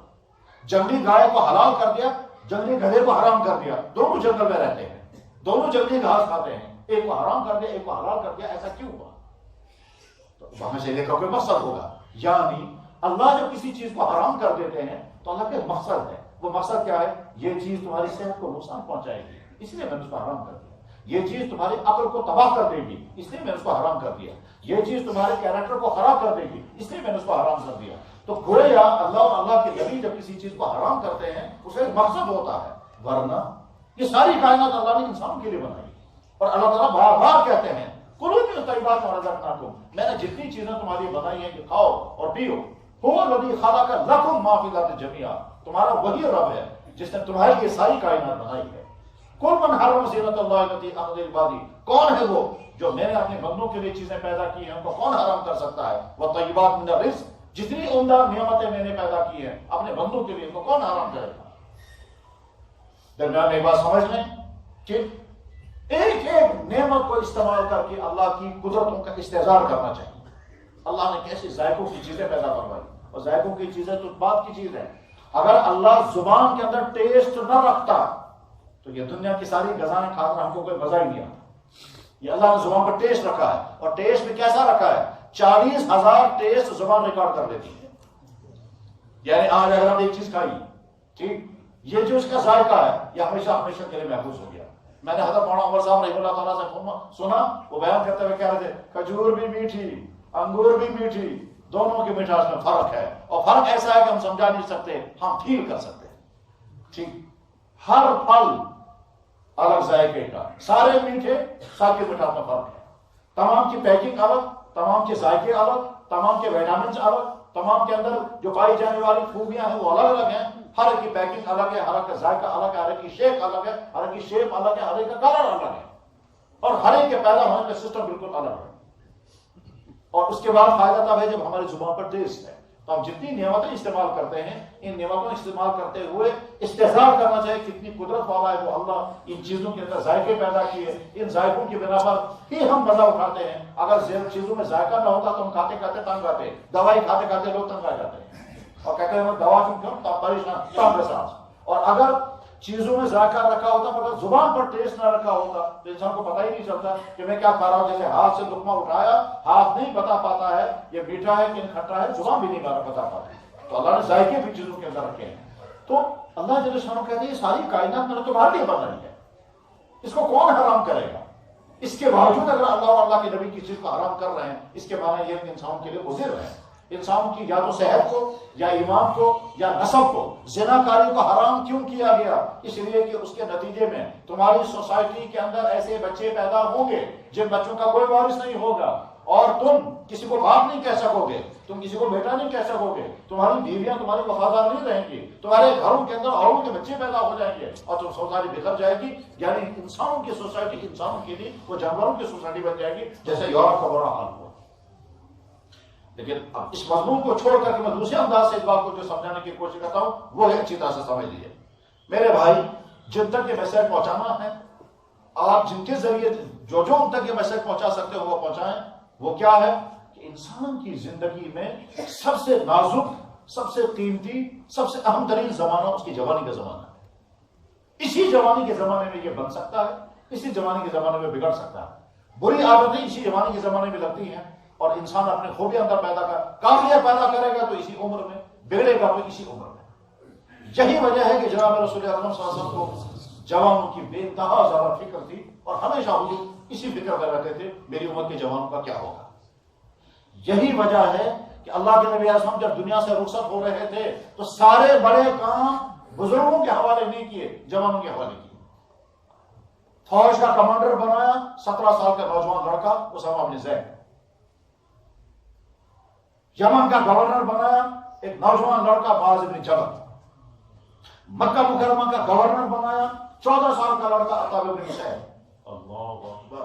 مکہ فتح ہوا، اس کائنات کا سب سے مقدس ترین شہر فتح ہو رہا ہے، اور جب فتح ہو گیا تو اس کے بعد اب گورنر کس کو بنانا چاہیے تھا؟ وہ ابو بکر صدیق ہے، عمر فاروق کے حضور کے خضر تھے، حضور کے داماد ہیں حضرت عثمان بن عفان اور حضرت علی رضی اللہ عنہ، حضور کے چچا ہیں حضرت عباس، اور کتنے اکابر صحابہ ہیں، مکہ کے صحابہ بھی ہیں، مدینہ کے صحابہ بھی ہیں، آپ کے رشتہ دار بھی ہیں، دو بھی ہیں، لیکن کسی کو آپ نے گورنر نہیں بنایا۔ گورنر بنایا 14 یا 15 سال کا لڑکا عطاء بن حسین۔ تمام حیران ہوں گے اللہ کے نبی نے کیا کیا جی؟ لیکن ظاہر صحابہ تھے، اسے اعتراض کوئی کسی نے نہیں کیا، تعجب سب کو ہوا اللہ کے نبی نے ایسا کیوں کیا؟ مکہ کا گورنر بنانا ہے، خود واپس مدینہ تشریف لے جائیں گے، تو مکے کے گورنر بنانے کے لیے شخصیت نہیں ملی، آپ نے عطاء بن حسین کو گورنر، اور جب مکے کے حالات بگڑ گئے اور پریشانیاں پیدا ہو گئی تو گورنر گھبرا گیا اور وہ گھر کے اندر چھپ کے بیٹھ گئے کہ صاحب مجھ سے ہی کنٹرول نہیں ہو سکے گا۔ جب حالات بگڑ گئے تھے، مجھے وہ نقطہ نہیں سمجھانا ہے، سمجھانا یہ ہے کہ اللہ کے نبی علیہ السلام نے اخیر عمر میں پالیسی اپنائی تھی کہ تمام دین کے اہم شعبے جوانوں کے کندھوں پر ڈال دیے۔ گورنر بنایا عطاء بن حسین کو مکے کا، گورنر بنایا یمن کا معاذ بن جبل کو، جوان تھے، فوج کا سربراہ بنایا اسامہ بن زید کو، اور جب کئی لوگوں نے کہا کیا بات ہے حضور کو اسامہ بن زید کو خود گورنر بنایا فوج کا سربراہ بنایا جا رہا ہے، اتنے بڑے بڑے صحابہ کیوں موجود ہیں؟ حضور بیمار تھے، مسجد میں آنا چھوڑ چکے تھے، امامت حضرت ابو بکر صدیق کر رہے تھے۔ جب حضور کے کانوں میں یہ آواز آئی کہ لوگوں کے ذہنوں میں سوالات پیدا ہو رہے ہیں، میں نے چھوٹے بچوں کو کیوں بنا دیا فوج کا سربراہ، تو مسجد تشریف لائے، اور مسجد تشریف لا کر کے فرمایا کیا بات ہے، وہ کیا کہہ رہے ہیں کہ اسامہ کو میں نے سربراہ، اسامہ بھی میرا محبوب ہے، وہ بھی کمانڈر بننے کے قابل تھا، یہ بھی کمانڈر بننے کے قابل ہے۔ یعنی کیا مطلب تھا؟ مطلب یہ کہ تمام اہم کام جوانوں کے کندھوں پر ڈال رہے ہیں، اسی لیے تاکہ جوان سمجھیں کہ ہماری جوانی آوارگی کی چیز نہیں ہے، خرافات کی چیز نہیں ہے، ڈرگس میں مبتلا ہونے کی چیز نہیں، ہمارے کندھوں پر تو ذمہ داری ہے۔ حضور کی پالیسی کہ جوانوں کے کندھوں پر ذمہ داری ڈال دینا، یہ قیامت تک کے لیے جوانوں کو میسج ہے کہ ہر اگلے دور میں دین کے سارے اہم شعبے کہ ان کو اپنانے ہیں جوانوں کا۔ یہی وجہ ہے کہ جب صحابہ میں ہم دیکھتے ہیں تو اکثر یہ جوانوں کی تھی۔ حضرت ابو عبیدہ بن جراح رضی اللہ عنہ جس وقت ایمان قبول کر رہے تھے 16 یا 17 سال کی عمر تھی۔ سعد بن وقاص جس وقت ایمان قبول کر رہے تھے 22 یا 23 سال کی عمر تھی۔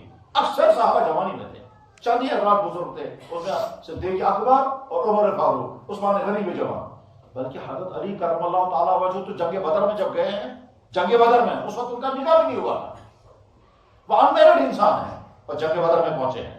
جنگ بدر کے بعد حضرت علی رضی اللہ تعالیٰ کا نکاح ہوا ہے حضرت فاطمہ رضی اللہ عنہ کے ساتھ۔ یہ میسج تھا کس چیز کا؟ کہ جوان اپنی جوانی کو سمجھے۔ تو میں یہ عرض کر رہا تھا کہ جوانی سب سے نازک ترین دور ہے، اس نازک ترین دور میں اپنی جوانی کو بنانا بھی ہوتا ہے، سیکھنا بھی ہوتا ہے، اور یہ حضور نے ہی نہیں کیا، اللہ جل شانہ نے بھی یہ نظام قائم کیا۔ حضرت ابراہیم علیہ السلام اپنی اس گندی سوسائٹی میں تھے، کون سی گندی سوسائٹی میں؟ جہاں ناچ، جہاں گانا، جہاں ڈرگس، جہاں ساری چیزیں تھی، اور ابراہیم علیہ السلام وہاں ہیں۔ وہ لوگ چاہتے ہیں ابراہیم بھی یہی کرے، پر ابراہیم علیہ السلام وہ کرنے کو تیار نہیں تھے۔ وہاں شرک تھا، وہاں بت پرستی تھی، وہاں بتوں کے سامنے جھکنے کا یہ سب کچھ ہو رہا تھا۔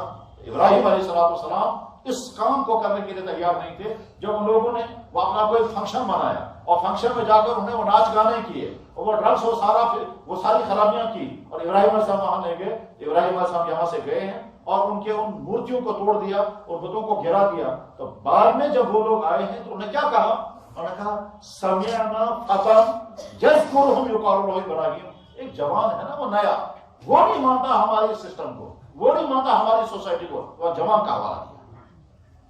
سمعنا فتى، ایک جوان کا ہم نے تذکرہ سنا ہے، وہی اسی نے کیا ہوگا. چنانچہ وہ سارے لوگ آئے اور اس بتخانے میں پانی پلا کے نکل جاتے تھے، بچا ہوا پانی وہ بیٹیاں اپنے بکری کو پلاتی تھی. موسیٰ علیہ السلام نے سارا منظر دیکھا، وہ آئے اور ان سے پوچھا تم کیوں نہیں پانی پلاتے ہو؟ انہوں نے کہا یہ پانی نکالنا بڑا مشکل ہے، ہم نہیں نکال پاتی ہیں. یہ مرد لوگ پانی نکالتے ہیں، جو بچ جاتا ہے وہ اپنے جانوروں کو ہم پلا دیتی ہیں. موسیٰ علیہ السلام نے مردوں کو پیچھے ہٹایا اور خود نکالا پانی، کیونکہ بہت طاقتور تھے. اب پانی نکالا اور خوب پانی نکالا، اور دلچسپ بات ہے کہ وہ کنواں آج تک موجود ہے. شعیب علیہ السلام کا وہ کنواں جس کنویں پر ان کی بکریوں نے پانی پیا تھا، وہ کنواں آج بھی موجود ہے.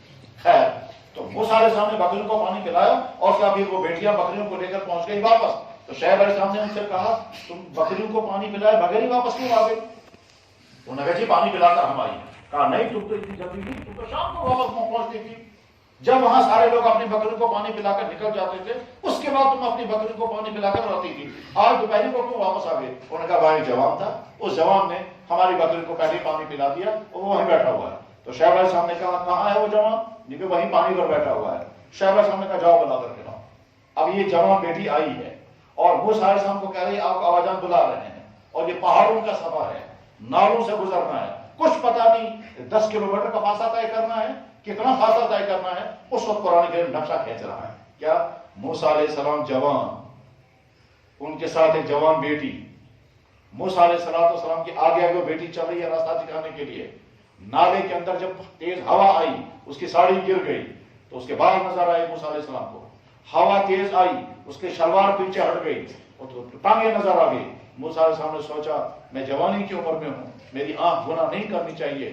پتھر مار کے کہا پیچھے رہو اور میں آگے چلوں گا، کیونکہ تمہارا ہوا کی وجہ سے تمہارا کپڑا گر جاتا ہے اور تم پر میری نظر پڑ جاتی ہے. اور آگے میں چل رہا ہوں، بات مت کرنا، جب کہیں راستہ بدلنا ہو تو بات مت کرنا، ادھر کہہ کر پھینک دینا، میں ادھر سے چلتا رہوں گا. چنانچہ اس طرح سے اپنی جوانی کو بچا کر پہنچے شعیب علیہ السلام کے پاس. تو اس بیٹی نے کہا حضرت اس سے زیادہ طاقتور بھی کوئی نہیں، اس سے زیادہ امانت دار بھی کوئی نہیں. اس طرح سے حیا کے ساتھ یہاں پہنچا. بعد میں شعیب علیہ السلام نے اس جوان کا یعنی موسیٰ علیہ السلام کے نکاح اسی خاتون کے ساتھ کیا، اور وہی خاتون تھی جس کا وضع حمل ہونے والا تھا اور موسیٰ علیہ السلام کو نبوت ملی تھی. اس طرح سے اپنی جوان ہے. آگے حضرت یوسف علیہ السلام کا واقعہ ہے. قرآن نے یوسف علیہ السلام کا واقعہ بیان کیا اسی لیے کیا کہ زلیخا اس سوسائٹی کی سب سے بڑی عورت ہے، فرسٹ لیڈی آف کنٹری، ملک کی سب سے اونچے درجے کی خاتون زلیخا. وہ حضرت یوسف علیہ السلام کی جوانی پر فریقہ ہو گئی اور اس نے گناہ کرانے کی تمام کوشش کی، مگر یوسف علیہ السلام نے اپنی جوانی کو داغ لگنے نہیں دیا، بلکہ یہاں تک کہا یا اللہ مجھے جیل جانا پسند ہے، مگر ان عورتوں کی جال میں پھنسنے کے لیے تیار نہیں ہوں. 7 سال جیل میں رہے مگر گناہ میں اپنے آپ کو مبتلا نہیں. کیوں قرآن کریم بیان کرنا ہے؟ تاکہ جوانوں کے سامنے نمو نہ رہے.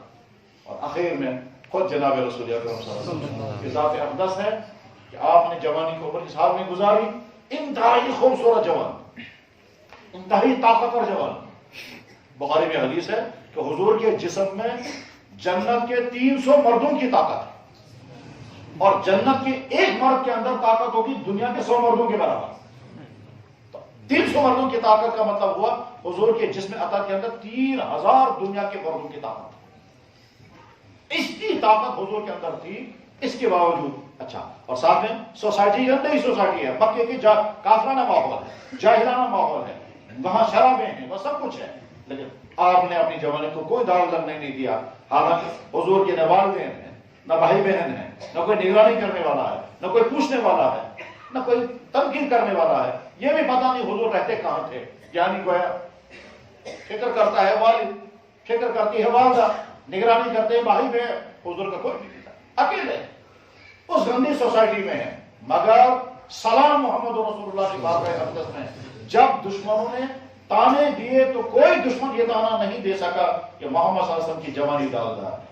دوسرے تانے تو دیے لوگوں نے، مجنون بھی کہا، پاگل بھی کہا، یہ بھی کہا، مگر کوئی یہ نہیں کہہ سکا کہ محمد ہمیں معلوم ہے تمہاری جوانی کیسی گزری. ہمیں معلوم ہے دنیا زمانے میں کیا ہے، ایک بھی نہیں کہہ سکا کیوں حضور کی جوانی مقدس جوانی. تو جوان کے سامنے نمونہ لانے کے لیے اللہ نے خود محمد رسول اللہ کو سامنے کہ میرے محمد نبی کی جوانی دیکھو کیسی ہے، اس میں کوئی داغ نہیں ہے، اس میں کوئی اور یہ تو بڑوں کا معاملہ ہے. اور بہت نیچے آ کر کے بلکہ قریب زمانے میں وہ علامہ اقبال کی شاعری تو بڑے شوق کے ساتھ سب لوگ پڑھتے ہیں. اقبال یورپ میں گئے اور یورپ میں اقبال گئے کس طرح 3 سال اقبال نے یورپ میں گزارے. لندن انہوں نے لا کی ڈگری کی، جرمنی انہوں نے پی ایچ ڈی کی ڈگری کی، 3 سال وہاں گزارے ہیں شراب کے ماحول میں، گندگیوں کے ماحول میں، زناکاری کے ماحول میں، لیکن اپنی جوانی کو پاک رکھا. بلکہ کمال یہ کیا ہے کہ یورپ میں رہتے ہوئے تقریباً 3 کروڑ درود پڑے ہیں اور یہ کتاب میں لکھا ہو. میں سوچتا تھا پتہ نہیں یہ بات سچ ہے یا جھوٹ، لیکن بعد میں جب کتاب میں پڑھا تو پتا چلا کہ اقبال کا عالم یہ تھا. اسی لیے کہتے ہیں میں اس آگ میں ڈالا گیا ہوں مثل خلیل. وہ اقبال کے جو لندن میں ہے اور وہاں رہ کر اسے تعجب نہیں چھوڑا. زمستانی ہواؤں میں تھی برف کی تیزی، ہمارا نوجوان یہاں بھی کر رہا ہے، ہمارے نوجوان یہاں کے سکون میں جا کر بدکاریاں کرتا ہے. اقبال یورپ میں رہ کر کے تعجب نہیں چھوڑ رہا ہے. اسے خود کہا ہے زمستانی ہواؤں میں تھی برف کی تیزی، نہ چھوٹے مجھ سے لندن میں بھی آداب سہر تیزی. یہ آداب سہر تیزی کیا ہے؟ ایک دفعہ ایک شخص نے ان سے کہا، وہ ہندو تھا، کہ ڈاکٹر صاحب میں بڑی فلانی پریشانی میں ہوں اور بہت میں نے کوشش کی پریشانی دور نہیں ہوئی. علامہ اقبال نے کہا میں تہجد میں دعا کروں گا مسئلہ حل ہو جائے گا. اور ساتھ میں کہا تہجد میں دعا کرنے میں بڑا لطف آتا ہے اور میں ہمیشہ تہجد پڑھتا ہوں. اقبال روزانہ 7 بار تلاوت کرتا تھا. اقبال روزانہ 5 بار تلاوت کا ایک منزل تلاوت کرتے تھے. جب تک اس کے گلے کی آواز ٹھیک رہی تب تک اتنی تلاوت کرتے تھے. آج ہمارے نوجوان کو نہ دینی تعلیم، نہ قرآن، نہ سرے بس کچھ بھی نہیں. وہ جانتا ہے صرف سیکنڈ ٹائٹ ہے. اللہ یہ جو سیکنڈ ٹائٹ آج ہے اور یہ مسلط ہو گیا ہے مردوں اور عورتوں سب پر. جناب رسول اکرم صلی اللہ علیہ وسلم نے کیا فرمایا تھا؟ کپڑے پہننے کے باوجود ننگے ہو گئے. یہ وہی ہے. کپڑے پہننے کا مطلب کیا؟ کپڑے پہننے کے 2 مقصد ہوتے ہیں. بدن کا کلر دوسرے کو نظر نہ آئے اور بدن کا سائز دوسرے کو پتہ نہ چلے. کپڑا سائز کو بھی چھپا لیتا ہے اور کپڑا کلر کو بھی چھپا لیتا ہے. اندر ہمارا بدن کالا ہے، یہ سفید ہے، چمکیلا ہے، یہ بدن کپڑا چھپا دیتا ہے. اور بدن کے کس حصے کا سائز کیا ہے اس کو بھی چھپا دیتا ہے. کپڑے کے 2 مقصد ہیں. اب اگر کپڑا اتنا باریک ہو کہ ہے تو ڈھیلا مگر اندر کا کلر نظر آ رہا ہے تو یہ بھی ننگا پن ہے. اور اگر کپڑا موٹا ہے مگر اتنا ٹائٹ ہے کہ انسان کے جسم کا ہر چیز دوسروں کو نظر آ رہی ہے. مثلا عورتوں نے اتنا سیکنڈ ٹائٹ پہنا کہ ان کے چھاتے دوسروں کو نظر آنے لگی اور صاف محسوس ہو رہا ہے. اسی طرح سے بدن کے باقی اعضاء اتنے ٹائٹ کپڑے کے اندر ہیں کہ دوسروں کو پتہ چل جاتا ہے ران کتنی موٹی ہے، کتنی لمبی ہے. تو یہ وہی کپڑا ہے جس کے بارے میں اللہ کے نبی نے کہا کپڑے پہننے کے باوجود ننگے ہو. نوجوان لڑکے نے ایسا سیکنڈ ٹائٹ پہنا تو دونوں رانوں کے بیچ کا جو پورشن ہے وہ دوسرے کو محسوس ہو رہا ہے. یہ اس کا سوجن کیا ہے، اس کے نمبر. تو یہ وہی کپڑا ہے جس کے بارے میں اللہ کے نبی نے فرمایا. کیا فرمایا تھا؟ کہ کپڑے پہننے کے باوجود بھی ننگے ہوں گے. حضور نے فرمایا تھا لعنت ان مردوں پر جو عورتوں جیسا لباس پہنے اور لعنت ان عورتوں پر جو مردوں جیسا لباس پہنے. لعن اللہ المتشبہین من الرجال بالنساء. تو میرے بھائی نے کہا تھا ڈاکٹر اقبال برطانیہ میں رہ کر کے آکسفورڈ میں پڑھ رہے تھے. ارنولڈ کو نے خط لکھا تھا. ارنولڈ ڈاکٹر اقبال کا استاد ہے. ارنولڈ کا خط لکھا میرے لیے کمرے کا انتظام ایسی جگہ کریں جہاں حلال گوشت ملے گا. حرام گوشت میں کھانے کے لیے تیار، جھٹکا میں کھانے کے لیے تیار نہیں. میرے لیے ایسی جگہ کمرے کا انتظام کریں جہاں میں آرام کے ساتھ نماز پڑھ سکوں. یہ خط لکھا اقبال. میرے لیے کمرے کا انتظام ایسی جگہ پر کریں جہاں میں ٹھیک طرح سے طہارت حاصل کر سکوں. اور دلچسپ بات یہ ہے کہ اقبال لوٹا یہاں سے لے کر گئے تھے. کیا بتاتا ہے ایسا نور کرنا وضویہ میں کرنا کہ لوٹا یہاں سے لے کر گئے. آج لوگ تیار سمجھتے ہیں ہم پتہ نہیں کیا. میرے بھائی یہی وجہ ہے کہ آخر میں اقبال کو اتنی محبت تھی جناب رسول اکرم صلی اللہ علیہ وسلم کے ساتھ کہ جب حضور کا نام ان کے سامنے آتا تھا تو نام آتے ہی ان کی آنکھوں میں سے آنسو گرنے لگتے. ایک مرتبہ کسی مشکل ترین وقت میں ان کو بھوپال بلایا گیا. جب وہ بھوپال گئے ہیں تو باتھ روم میں بھی ان کے لیے قالین بچھائے گئے اور لیٹرن میں بھی قالین بچھائے گئے. اور ظاہر کمرے میں جہاں ان کو ٹھہرا تھا وہاں تو قالین تھے. تو جب رات کو اقبال گئے باتھ روم تو وہاں دیکھا نیچے قالین بچھے ہوئے. تو سوچنے لگے میں جس نبی کا امتی ہوں اس نبی کو تو کبھی بستر بھی نہیں ملا اور میں قالین پہ بیٹھ کر اکیلا کروں گا. اسی قالین پہ بیٹھ کر روتے رہے. ساری رات روئے. میں جس نبی کو ماننے والا ہوں اس نبی کو تو بچھانے کے لیے بسترا نہیں ملا، ٹھیک، اور میرے لیے باتھ روم کے اندر، لیٹرین کے اندر قالین بچھا ہوا ہے، تو اس قالین پہ تو وہیں بیٹھ کر روتے رہے۔ صبح کو نواب صاحب نے یا وہ راجا صاحب جو تھے، راجا صاحب نے آ کے دیکھا کہ علامہ اقبال کا بسترا ویسا ہی ہے، تو انہوں نے کہا ڈاکٹر صاحب آپ نے آرام نہیں کیا رات کو، آپ کے پسند کا بسترا نہیں تھا۔ تو اقبال کو چیخ نکل گئی اور کہا میں اس بسترے پہ کیا سوؤں گا، میرے نبی نے تو کبھی چٹائی پر بھی آرام نہیں تھا، ان کو تو چٹائی بھی نہیں ملتی تھی۔ یہ مزاج کیسے پیدا ہوا؟ اقبال سے پوچھا گیا، کہا تھا یہ یورپ میں پیدا ہوا، جہاں وہ بگڑ سکتے تھے وہاں سے وہ بند کر کے واپس آئے، مخالف ماحول اس کو کیسا۔ تو میرے نوجوان بھائیوں، میں یہ سمجھانا چاہتا کہ جوانی کی زندگی بہت نازک زندگی ہے، اسی نازک زندگی میں آپ بن سکتے ہو، اسی نازک زندگی میں آپ بگڑ سکتے ہو۔ بگڑنے کے اسباب کیا ہیں؟ بگڑنے کے اسباب اس وقت نمبر 1 یہ کہ آپ کے ہاتھوں میں موبائل ہے، یہ انتہائی زہریلی چیز ہے، نفع اس کا بے انتہا کم، نقصان اس کا بے انتہا زیادہ۔ یہ وقت برباد کرتا ہے، یہ پیسے برباد کراتا ہے، یہ اخلاقیات کو تباہ کرتا ہے، یہ صحت کو نقصان پہنچاتا ہے، یہ طرح طرح کے نفسیاتی بیماریوں کا شکار بنا دیتا ہے، اور اس کی راتیں اسی میں گزرتی ہیں۔ اور مشکل یہ ہے کہ اس میں مزہ بہت ہے لیکن اندر سے اس میں زہری ہے۔ یہ تعلیم کا بھی دشمن ہے، مگر یہ بتاتا نہیں کہ میں آپ کی تعلیم کا دشمن ہوں۔ یہ کیریکٹر کا بھی دشمن ہے، مگر یہ بتاتا نہیں کہ میں آپ کے کیریکٹر کو دشمن ہوں۔ یہ ہاتھ میں آ گیا، ہاتھ میں آنے کے بعد پھر آپ اپنے کیریکٹر کو نہیں بچا سکتے، اپنی آنکھوں کو گندے کاموں سے نہیں بچا سکتے۔ جن گندے کاموں کی وجہ سے ان آنکھوں پر لعنتیں برستی، جن گندی کی باتوں کی سننے کی وجہ سے کانوں میں لعنت برستی ہے، ان سے آپ نے بچا نہیں سکیں گے۔ اس لیے سب سے عقل مندی کی بات تو یہ ہے کہ یہ ٹچنگ موبائل رکھنا ہی نہیں چاہیے۔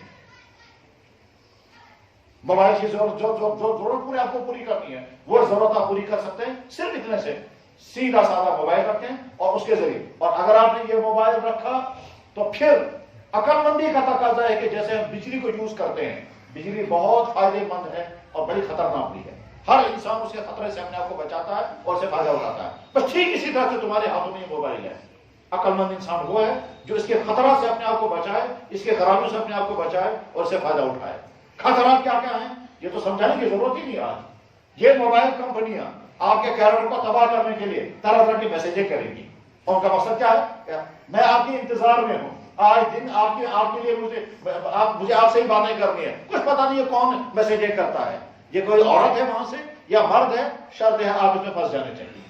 عقل مند انسان وہ ہے جو زہر سے اپنے آپ کو بچائے۔ بگاڑ کی جو چند صورتیں اس وقت ہمارے سماج کے اندر ہے، اس میں کیا ہے؟ ڈرگز، یعنی منشیات کیا چیز ہے؟ انسان کی صحت کو تباہ کرنے والی چیز ہے۔ اسلام کا امتیاز یہ ہے کہ دنیا میں نشے کی چیزوں کو خاتمہ جس طرح سے اسلام نے کیا، انسانی تاریخ میں کوئی نہیں کر سکتا۔ اور یہ بہت بڑے انگریز ادارے نے لکھا ہے کہ محمد جس طرح سے منشیات کو قابو کرنے میں کامیاب ہوئے ہیں، اس طرح سے دنیا میں کوئی انسان کامیاب نہیں ہوا ہے۔ محمد صلی اللہ علیہ وسلم کے زمانے میں لوگ شرابیں پیتے تھے، کیسی پیتے تھے؟ اللہ اکبر، صحابہ شراب پی کر جنگ عہد میں گئے اور شہید ہو گئے۔ جابر بن عبداللہ رضی اللہ عنہ کے والد شراب پی کر گئے، ایسی شرابی قوم تھی، وہ عادت ان کی۔ اب آیت نازل ہو گئی، پہلی آیت نازل ہوئی، اے ایمان والو اس میں نقصان زیادہ ہے نفع کم ہے۔ بس ایک میسج آیا، کچھ دنوں بعد حکم آیا، اے ایمان والو نماز کے آس پاس کے وقت میں مت دیا کرو، آگے دوسرا حکم۔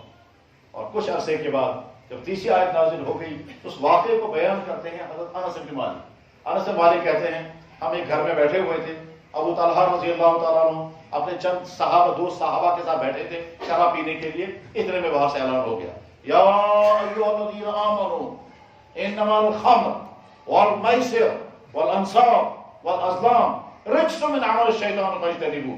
ابو طلحہ انصاری نے انس بن مالک سے کہا باہر کچھ اعلان ہو رہا ہے، سنو کیا اعلان ہو رہا ہے۔ انس بن مالک باہر نکلے، دوڑ کر کیا کہتے ہیں، شراب کے حرام ہونے کا اعلان ہو رہا ہے۔ اچھا شراب کے حرام ہونے کا اعلان ہو رہا ہے، کون کر رہا ہے؟ ابو طلحہ جلدی سے باہر نکلے اور دیکھا وہ آیت سنا رہے ہیں، صحابی دوڑتا ہوا جا رہا ہے اور اعلان کر رہا ہے، کیونکہ آیت نازل ہوئی تھی۔ حضور نے اس وقت صحابہ کو روانہ فرمایا اور وہ کہتے ہیں یا ایھا الذین آمنوا انما الخمر والمیسر والانصاب والازلام رجس من عمل الشیطان، شیطانی چیزیں ان سے فاجتنبوہ۔ ابو طلحہ رضی اللہ عنہ واپس آئے اور فرمایا اٹھاؤ ان مٹکوں کو، اور مٹکے اٹھا کے باہر پھینکے. یہ وہ جو تبلیغ والے کہتے ہیں کہ مدینے کے گلیوں میں بارش کی طرح شراب بہ رہی تھی، یہ ہے وہ واقعہ. چل ابو طلحہ رضی اللہ عنہ مٹکے باہر پھینکے اور وہ پانی بہنے لگا، پانی کی طرح شراب بہنے لگی. کہتے ہیں ابو طلحہ رضی اللہ عنہ وہ دن اور موت کا دن اس وقت کبھی شراب کا ہاتھ نہیں لگایا. قرآن کریم نے اور احادیث میں جناب رسول اللہ صلی اللہ علیہ وسلم پوچھا ہے حضرت شراب کیا چیز ہے؟ آپ نے فرمایا ہر وہ چیز جو نشہ پیدا کر دے وہ شراب.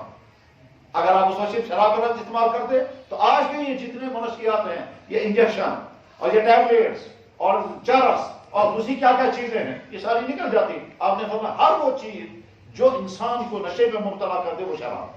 تو نتیجہ نکلا چاہے وہ براؤن شوگر ہو، چاہے وہ حشیش ہو، چاہے وہ چرس ہو، چاہے وہ گانجا ہو، چاہے جو بھی ہو، وہ ساری چیزیں حرام. اور میرے بھائی یہ انتہائی مضر چیز ہے، یہ تو گھروں کو تباہ کر دیتی ہے. میں ایک گھر کو جانتا ہوں، یہاں کا تو نہیں ہے، وہ تو وہاں سے نظر کر رہا کیسے تباہ ہو گیا. ایک لڑکا ہے، اس باپ اس کا آٹو چلاتا ہے، یہ بیچارہ پیسہ جمع کر کے لاتا ہے اور بیوی کے حوالے کرتا ہے. بیوی جو ہے وہ لاکر میں پیسہ ڈال دیتی ہے. بیٹا جو ہے وہ ڈرگس کا عادی بن چکا ہے. اب جب ڈرگس، اور یاد رکھیں اس میں پھنسنا اپنے اختیار میں ہے، نکل نہیں سکتے. بات جو اس میں پھنس گیا وہ نکل نہیں سکے گا، اس کی زندگی تباہ ہو جاتی ہے، اس کی زندگی کو آگ لگ جاتی ہے، اس کے بغیر وہ رہ ہی نہیں سکتا. یہ آدمی پھر گھر کے برتن بیچنے کو تیار ہو جاتا ہے، مگر اس کو ایک وقت کا ڈرگس چاہیے، ایک وقت کا خوراک چاہیے، اس کے بغیر رہ نہیں پاتا. اچھی طرح سے ان بھائیوں تک یہ میسج پہنچاؤ جو اس میں مبتلا ہیں، اس میں پھنسنا آپ کے اپنے اختیار میں ہے، لیکن جب آپ پھنس جائیں گے آپ نکل نہیں سکیں گے. اور چاہے کتنی ہی کوشش کرو، میں ایسے لڑکوں کو جانتا ہوں جن کو ایسے سینٹروں میں پہنچایا گیا اور رسیوں سے باندھا گیا. میں وہاں گیا اس ڈرگ سینٹر میں اور وہاں دیکھا کس طرح سے شریف خاندان کے لڑکے رسیوں سے باندھے ہوئے تھے، کیونکہ وہ وہاں سے کپڑے پھاڑ کر کے نکلتے تھے اور وہ دیواروں کو کاٹتے تھے، ہمیں دے دو تھوڑی سی خوراک. پورے بدن کے اندر چیوٹیاں چلتی ہیں جس وقت وہ نشہ چڑھ جاتا ہے ان کو. اس کے بعد حالت یہ ہو جاتی ہے کہ جس کو یہ نشہ لگ جاتا ہے وہ کہتا ہے چاہے مجھے اپنی بہن بیچنی پڑے، چاہے ماں بیچنی پڑے، چاہے گھر کے برتن چورانی کر، مگر مجھے ایک وقت، جہاں تک ایک لڑکے نے کہا اگر مجھے کوئی 50 روپے دے گا مجھے چرس پینے کے لیے، چاہے مجھے کرسچن بننا پڑے، میں بننے کے لیے تیار ہوں. میں اس گاؤں میں گیا جس گاؤں میں یہ واقعہ پیش آیا. تو لڑکا کیا کرتا تھا، وہ چونکہ منشیات کا عادی ہو گیا تھا، وہ گھر میں لا کر کے اندر سے پیسے نکالتا تھا اور چرس پیتا تھا خود بھی اور دوستوں کے ساتھ. بہت دنوں کے بعد ایک دن شوہر نے بیوی سے کہا، وہ چاہے دن پونس کے ایسی جمع کر دی. بیوی نے ٹھیلا لا کر دیا. اب جب شوہر نے گن کر دیکھا تو وہاں ہے ہی نہیں، وہاں کم. شوہر نے کہا یہ پیسے کہاں گئے؟ اس نے کہا کسی میں. شوہر نے کہا یہ تو اتنے ہیں نہیں جتنے ہونے چاہیے. سکا سے دن پونس دن انہیں بکا سے ماہی پون تو میں نے سچے سے مال نہیں دن تو ہے بس بکے دن مال نہیں تو میں نے چھین دن بھی کو گھر میں وہ باپ کہتا ہے دیکھو اس بیٹی کی شادی کرنی ہے، اس کے لیے میں نے پائی جمع کیے ہیں، یہ گئے کہاں یہ پیسے؟ بیٹی کو معلوم ہے کہ بھائی جان ایسے نکال کر چرس پیتا، لیکن بیٹی زبان پر نہیں لا رہی ہے کیونکہ گھر میں تناؤ ہو جائے گا. بھائی جان میں بیٹھے ہوئے ہیں جو چرس پی رہا ہے، اس نے وہ پیسے نکال کر کے اڑائے ہیں. بہرحال اب شوہر میاں بیوی میں جھگڑا شروع ہو گیا. شوہر بیوی سے کہتا ہے میں وہاں پہ بوس کوٹ سے لے زبان سسمانن ہے غصہ آتی میں تھا میں کیا پتا. شوہر کہتا ہے تو نے نہ جانے کس کو دیے ہوں گے. بیوی کہتی ہے میں نے کتنے. وہ اٹھا مارنے کے لیے، بیوی یہاں سے اٹھی. بہرحال شوہر نے اس کو کہا چگوئی طلاق، 8 طلاق، 2 طلاق، 3 طلاق، 6 طلاق، 8 طلاق. ٹھیک. اور اس کے بعد پھر مار کٹائی شروع ہو گئی. بیٹی نے اپنے ماموں کو فون کیا، موج مورک ہے دبنا کر مار دبن ابا جان آئے. وہ ڈنڈے لے کر تو مارا پٹائی کی اس کی. ٹھیک. اور اپنی بہن کو اٹھا کر کے لے گئے. بہن کو اٹھا کر گھر لے گئے. آٹو والا بیچارہ آٹو چلا رہا ہے، ایک بچہ جو ہے وہ وہاں جیل میں بند ہے. بیٹی کہتی ہے میں کہاں جاؤں. گھر بکھر گیا. کس کی وجہ سے؟ لڑکے کے اس منشیات میں مبتلا ہونے کی وجہ سے. نہ باپ کو پتا ہے یہ پیسہ کہاں گیا، نہ ماں کو پتا ہے یہ پیسہ کہاں گیا. لڑکے کو معلوم ہے میں نے کیا کیا، اور لڑکی کو معلوم ہے کہ میرے بھائی جان کیا کر رہے ہیں. میرے بھائیوں یہ وہ زہریلی چیز ہے جس زہریلی چیز کے نتیجے میں صحتیں تباہ ہوتی ہے، عقلیں بگڑ جاتی ہیں، حافظے کمزور ہو جاتے ہیں. میں نے ریسرچ کیا تقریباً 65 بیماریاں لگ جاتی ہیں ان منشیات کی وجہ سے. 65 بیماریوں کا میں نے لسٹ بنائی کتنی بیماریاں لگ جاتی ہیں اس کی وجہ سے. تو اس لیے اپنے آپ کو ان تمام منشیات سے بچاؤ.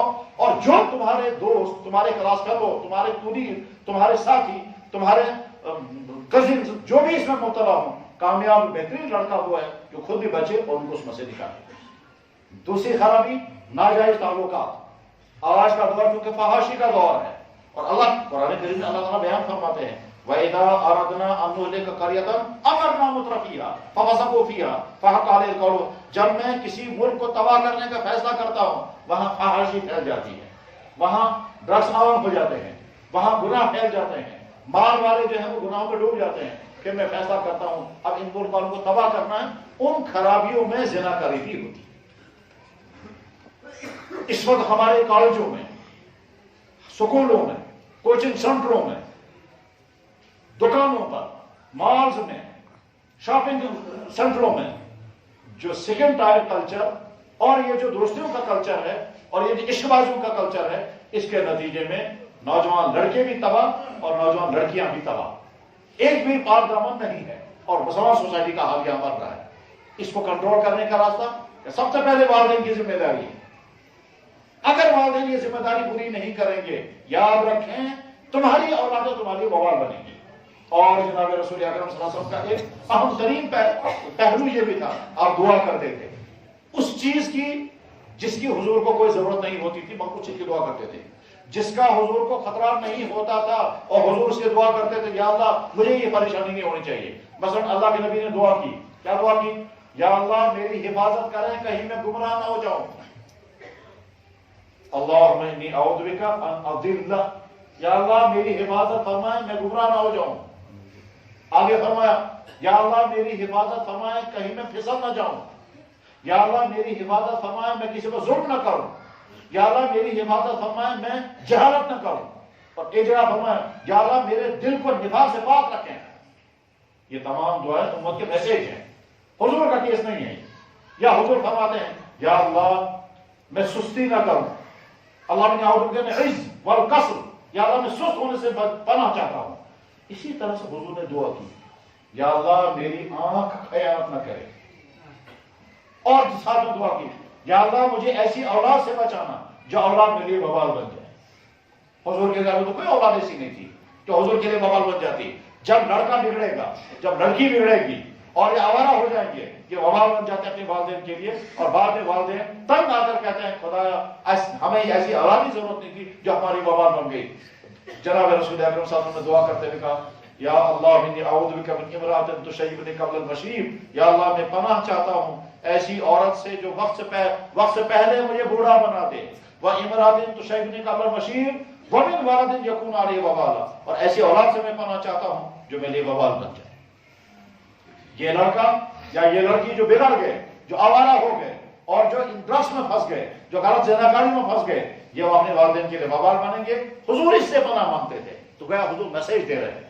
اس لیے میرے بھائی معاشرے کی اس تباہی کو روکنے کے لیے اصل میں تو ٹاسک فورس کے انداز سے کام ہونا چاہیے، تب بچ سکیں گے۔ اور وہ کیسے ہوگا؟ والدین اپنی ذمہ داری سمجھیں، سکولوں کا سارا سٹاف یہ نہ سمجھے کہ بس ہم صرف سلیبس پڑھانے کے تک ہے، تم اس سوسائٹی کے ذمہ دار ہو، تم اس سوسائٹی کے قیمتی فرد ہو۔ تمہارے سامنے اگر تمہارے اسٹوڈنٹ چاہے میل ہے چاہے فیمیل ہے، اگر وہ بگڑ رہے ہیں، اگر وہ خراب ہو رہے ہیں، تو تم بری نہیں ہو سکتے صرف یہ کہہ کر کہ مجھے اپنا سلیبس پڑھانا ہے، بعد میں ان کا جو ہوگا مجھے سے کیا۔ اگر سوسائٹی کے تمام طبقے بیدار نہیں ہوئے تو یہاں کی نئی نسل اگلے دور میں جا کر کے کیا ہوں گے؟ یہ بالکل نااہل قوم پیدا ہو جائے گی جو کسی کام کی نہیں ہوگی، نہ ہمارے دفتروں کا آدمی نہیں ملیں گے، نہ کسی کام کے لوگ پیدا نہیں ہوں، ایسے لوگ پیدا جو بیماریوں میں ڈوبے ہوں گے، جو اچھے مرد نہیں ہوں گے، نہ یہ صحیح مرد ہوں گے، نہ یہ صحت مند ہوں گے، نہ ان کی عقلیں ہوں گی، نہ ان کا دماغ ہو، کچھ بھی سارا تباہ ہو چکا ہوگا ان بری عادتوں کی وجہ سے۔ یہ تو وہ چیز ہے جس سے قوم کا مستقبل تباہ ہو جاتا ہے، کیونکہ ہر قوم کا مستقبل نئی نسل پر ہے۔ اس لیے جو نوجوان دینی فکر رکھنے والے ہیں وہ ایک فورم بنائیں، اور فورم بنا کر کے پہلے اس طرح کے لڑکوں کو جمع کریں، اور جمع کر کے ان پر کام کریں، ان کو سمجھائیں کہ دیکھو ڈرگس کے نقصانات کتنے ہیں، ان کو سمجھائیں کہ برائیوں سے بچیں، اور اس کے بعد پھر اس ڈرگ سے نکلنے کے طریقے وہ بھی سیکھنے پڑیں گے، اور اس کے بعد ان بچوں میں کام کر سکیں گے۔ اسی طرح سے جب یہ سوال کیا جاتا ہے کہ اس کا سب سے بہترین علاج کیا ہے، تو جواب ایک ہی علاج سب سے بہترین ہے، اس طرح کے لڑکوں کو اپنی سوسائٹی سے نکال کر تبلیغ میں بھیجنا، اس سے بہتر اور کوئی علاج نہیں۔ اگر یہ ڈرگس میں پھنسا ہوا لڑکا، ابھی ہم نے پچھلے سال جب ایک والد کہتا تھا، مجھ سے اس نے آ کر کہا اگر اجازت دیں، مجھ سے والد نے آ کر کہا اگر آپ اجازت دیں تو میں رات کو اس بچے کو کوئی چیز کھلاؤں گا، صبح کو جنازہ ہو جائے گا۔ میں نے کہا کیوں؟ کہنے لگا میں تنگ آ چکا اس سے، اب کتنی مرتبہ پولیس سے چھڑا کر لاؤں گا، اب کتنی مرتبہ سڑک نالی سے اٹھا کر کے لاؤں گا، میں تنگ آ چکا ہوں، آپ اجازت دے دو، میں اس کو کوئی چیز کھلاؤں گا، صبح کو جنازہ ہو جائے گا۔ استغفر اللہ، تو قتل ہو جائے گا، اب یہ کیا کروں، آپ کیا کروں گا؟ میں کہ تبلیغ میں بھیج دو، بھیجا اسے تبلیغ میں، ٹھیک، وہ 45 دن کے بعد واپس آیا، نیا انسان بن کر آیا، وہ ساری خرابی چھوڑ چکا۔ تبلیغ چلتا پھرتا ہسپتال میں ایسے سینکڑوں نوجوانوں کو جانتا ہوں جو بگڑے ہوئے تھے اور تبلیغ میں گئے اور تبلیغ میں جا کر کے سدھر گئے۔ ابھی میری نظر میں نوجوان ہے، وہ اس وقت وہ 4 مہینے لگا رہا ہے، میرے پاس آیا اور بیٹھ کر رونے لگا اور روتے روتے کہتا ہے کہ جناب میں شدید بڑا کرے کہ آپ دنیا پر آسان کیسی کر لیتے بس میں کیا مسئلہ چھو دپان مجھ سے اکس کوئی نام چھو یا کر تو دے بیسو نام چھو یا کر تو دے بہن یہ نام ہوتے بیٹا اور کت کر ٹھیک۔ میں نے کہا اس وقت کیا کر رہے ہو؟ کہ اس وقت تمہیں لڑکی، اس وقت تمہیں تبلیغ میں نکلا ہو۔ میں نے کہا اب اس وقت پوچھنے کے لیے کیا آیا؟ کہنا کہ اس وقت پوچھنے کے لیے آیا یہ جو نام میں نے لکھے رکھا ہے اس نام کے اوپر میں وضو کرتا ہوں، وضو یہ ہے کہ میں غسل کرتا ہوں، غسل آئے گا یعنی وہ ٹیٹو بنائے ہیں اور ساتھ میں وہ دل بنا کر تیر میں لگائے ہیں، ٹھیک ہے جی ہاں۔ اب کیا میں نے کہا ارادہ کیا کیا ہے؟ کیا لگا میں توبہ کر چکا ہوں سارے کاموں سے مگر پچھلے والے گناہ معاف ہوں گے یعنی یہ مجھے بتاؤ۔ میرے بھائی کیا ابھی اس سال ہی رات کے 3 بجے لڑکوں نے فون کیا، رات کے 3 بجے لڑکوں نے فون کیا، میں نے کہا کیا بات ہوگی؟ رات کو 3 بجے کہہ رہے جناب ہم جماعت میں ہیں، ہمارے ساتھ ایک نوجوان لڑکا ہے وہ رات کو 2 بجے سے رو رہا ہے اور چیخ چیخ کر روتا ہے۔ تو میں نے اس سے پوچھا کیا بات ہے؟ کہنے لگا آپ ہی سمجھاؤ۔ لیا اس نے فون، میں نے کہا بھائی کیا بات ہے؟ آپ کیا لگا جی میں TDC پڑھتا ہوں کہ فرسٹ ایئر پڑھتا ہوں، میں جماعت میں نکلا ہوں۔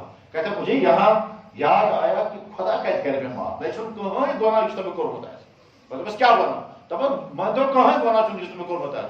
اب وہ کہتا ہے میں نے شراب بھی پی ہے، میں نے بدکاریاں کی ہیں، میں نے 5 لڑکیوں کے ساتھ تعلقات جوڑے ہیں، میں نے گھر میں چوریاں کی ہیں، میں نے پتا نہیں کیا کیا گناہ بتا رہا تھا۔ اور یہ کہہ کر رونے لگا، کہتا 1 گھنٹہ ہو گیا مجھے روتے ہوئے، مجھے دلیل کا قرار نہیں پاتا ہے، اللہ تعالیٰ مجھے معاف نہیں کرے گا۔ میرے بھائی میں شاہ میں بتانا چاہتا ہوں کہ سب سے بہتر علاج ہے اس طرح کے نوجوان لڑکوں کو آمادہ کر کے جماعت میں بھیجا جائے اور والدین بھی تیار ہوں اور آپ ان پر محنت کریں تو، اور والدین کے ساتھ کھلا ہوا میسج ہے والدینوں تمہاری اولاد تمہاری وفادار نہیں رہے گی اگر تم نے اپنے اولادوں کی فکر نہ کی۔ آج کے والدین کو بڑی فکر ہے ہمارا بچہ ڈگری کرنا چاہیے اور ڈگری کے علاوہ اس کا کیریکٹر برباد ہو رہا ہے، اس کی کوئی فکر نہیں ہے۔ اس وقت صورتحال یہ ہے سکولوں کالجوں میں لڑکے ایتھیسٹ بنتے ہیں، ڈرگسٹ بنتے ہیں، زناکار بنتے ہیں، ڈانسر بنتے ہیں اور پتہ نہیں کیا کیا خواب دیکھتے ہیں اور خوابوں کی وجہ سے ان کی زندگی تباہ ہو رہی ہے۔ والدین اگر اس کی فکر نہیں کریں گے تو تمہاری اولادیں تباہ ہو جائیں گی اور آگے چل کر کے تمہارا بڑھاپا ایسی مصیبتوں میں پھنسے گا جس کا کوئی حل نہیں ہوگا۔ تو سب سے بہتر علاج ان کو تبلیغ میں بھیجنا، اور اگر تم تبلیغ میں ابھی بھیج نہیں پا رہے ہو کیونکہ ان کا سلیبس چل رہا ہوگا تو جو نوجوان اس فکر رکھتے ہیں وہ نوجوان باقاعدہ فورم بنائیں اور وہ فورم بنا کر اس طرح کے نوجوانوں پر محنت کریں مگر محبت کے ساتھ، ہمدردی کے ساتھ، اور لٹریچر تیار کریں جس لٹریچر میں لکھا ہوا ہو کہ ڈرگس کے نقصانات کتنے ہیں، ایمان کی قدر و قیمت کیا ہے۔ آپ ایسا راستہ اختیار نہ کریں جس کے نتیجے میں تمہارا ایمان چھن جائے۔ اللہ اکبر، میرے بھائی کیا کیا واقعات آ رہے ہیں، عجیب عجیب، سبحان اللہ۔ مجھے ابھی 15 دن ہو گئے، لڑکے نے فون کیا، اس نے کہا جی میں پہلے ایمان سے محروم انسان تھا، پھر اللہ نے مجھے ایمان کی دولت عطا کی۔ میں ایمان سے محروم انسان تھا، اللہ نے مجھے ایمان کی دولت عطا کی۔ اس وقت میں اس نے جگہ بتائی میں کون سی یونیورسٹی میں پڑھ رہا ہوں اس وقت، اور ساتھ میں کہا ابھی تک میں نے 147 لڑکوں کو کلمہ پڑھا دیا۔ نام بھی بتایا، پہلا نام بھی بتایا، یہ بھی بتایا میں کہاں کا رہنے والا ہوں، اور یہ بھی بتایا کہ میں اس وقت کون سی یونیورسٹی میں پڑھ رہا ہوں، اور وہ 147 لڑکے کہاں ہیں یہ بھی بتایا۔ میں نے کہا اچھا وجہ کیا ہوئی ہے؟ اب کہتا ہے کیا لگے جی میں شراب بھی پیتا تھا، نشہ بھی کرتا تھا، رات میں نالی میں پڑا رہتا تھا. بعد میں مجھے یہ ہوا، اس کے بعد ڈیٹیل بتائی اور وہ مسلمان بنا.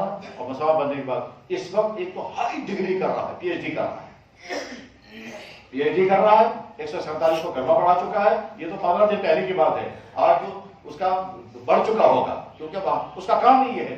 دن میں 2.5 گھنٹے، کہتا ہے میں نے سنا تبلیغ والے 2.5 گھنٹے لگاتے ہیں، میں نے خدا کو 2.5 گھنٹے دیے ہیں. میں روزانہ لائبریری سے جب واپس آتا ہوں ایک چیپٹر لکھ کر کے آتا ہوں، اس کے بعد پھر چائے پیتا ہوں، پھر میں 2-2.5 گھنٹے کے لیے نکل جاتا ہوں اور جن سے ملاقات کرتا ہوں اس کو کرنے کی دعوت دیتا ہوں. کرنے والے یہ کر رہے ہیں میرے بھائی، دونوں طرف سے ٹریفک چل رہا ہے. یہاں بات ایمان اور اسلام دنیا کے ہر قوم کے لیے نعمت ہے، یہ صرف مسلمانوں کی پراپرٹی نہیں ہے.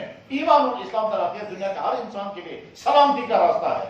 مگر چونکہ ہم مسلمان اس پر قائم نہیں ہیں، اس لیے ہم دوسروں کو دعوت بھی نہیں دے پا رہے. لیکن جب وہ مجھے سری نگر میں لڑکا ملا، کہنے لگے جی، میں نے ان سے پوچھا آج کیا کیا تم نے؟ کہنے لگا میں فلاں جگہ گیا تھا، 3 کو کلمہ پڑھا کر آ گیا. حالانکہ اس نے خود کلمہ پڑھا. یہ نوجوان ہیں، اس جوانی میں ہیں، اور ہمارا نوجوان ڈرگس میں جا رہا ہے، ہمارا نوجوان آوارگی میں پھر رہا ہے. ہمارا نوجوان کن میں ہے؟ اس گندی زندگی کو چھوڑ کر وہ راحت والی زندگی میں آئے، حیا و پاکیزہ والی زندگی میں آئے، اور ہمارا نوجوان خرابیوں میں ہے. میرے بھائی، اپنی نوجوان نسل کی فکر کرنی ہے، اور فکر کرنے کے لیے باقاعدہ پلان بنانا ہے. یہاں کے تمام امام موضوعات اختیار کریں اصلاح معاشرہ کی.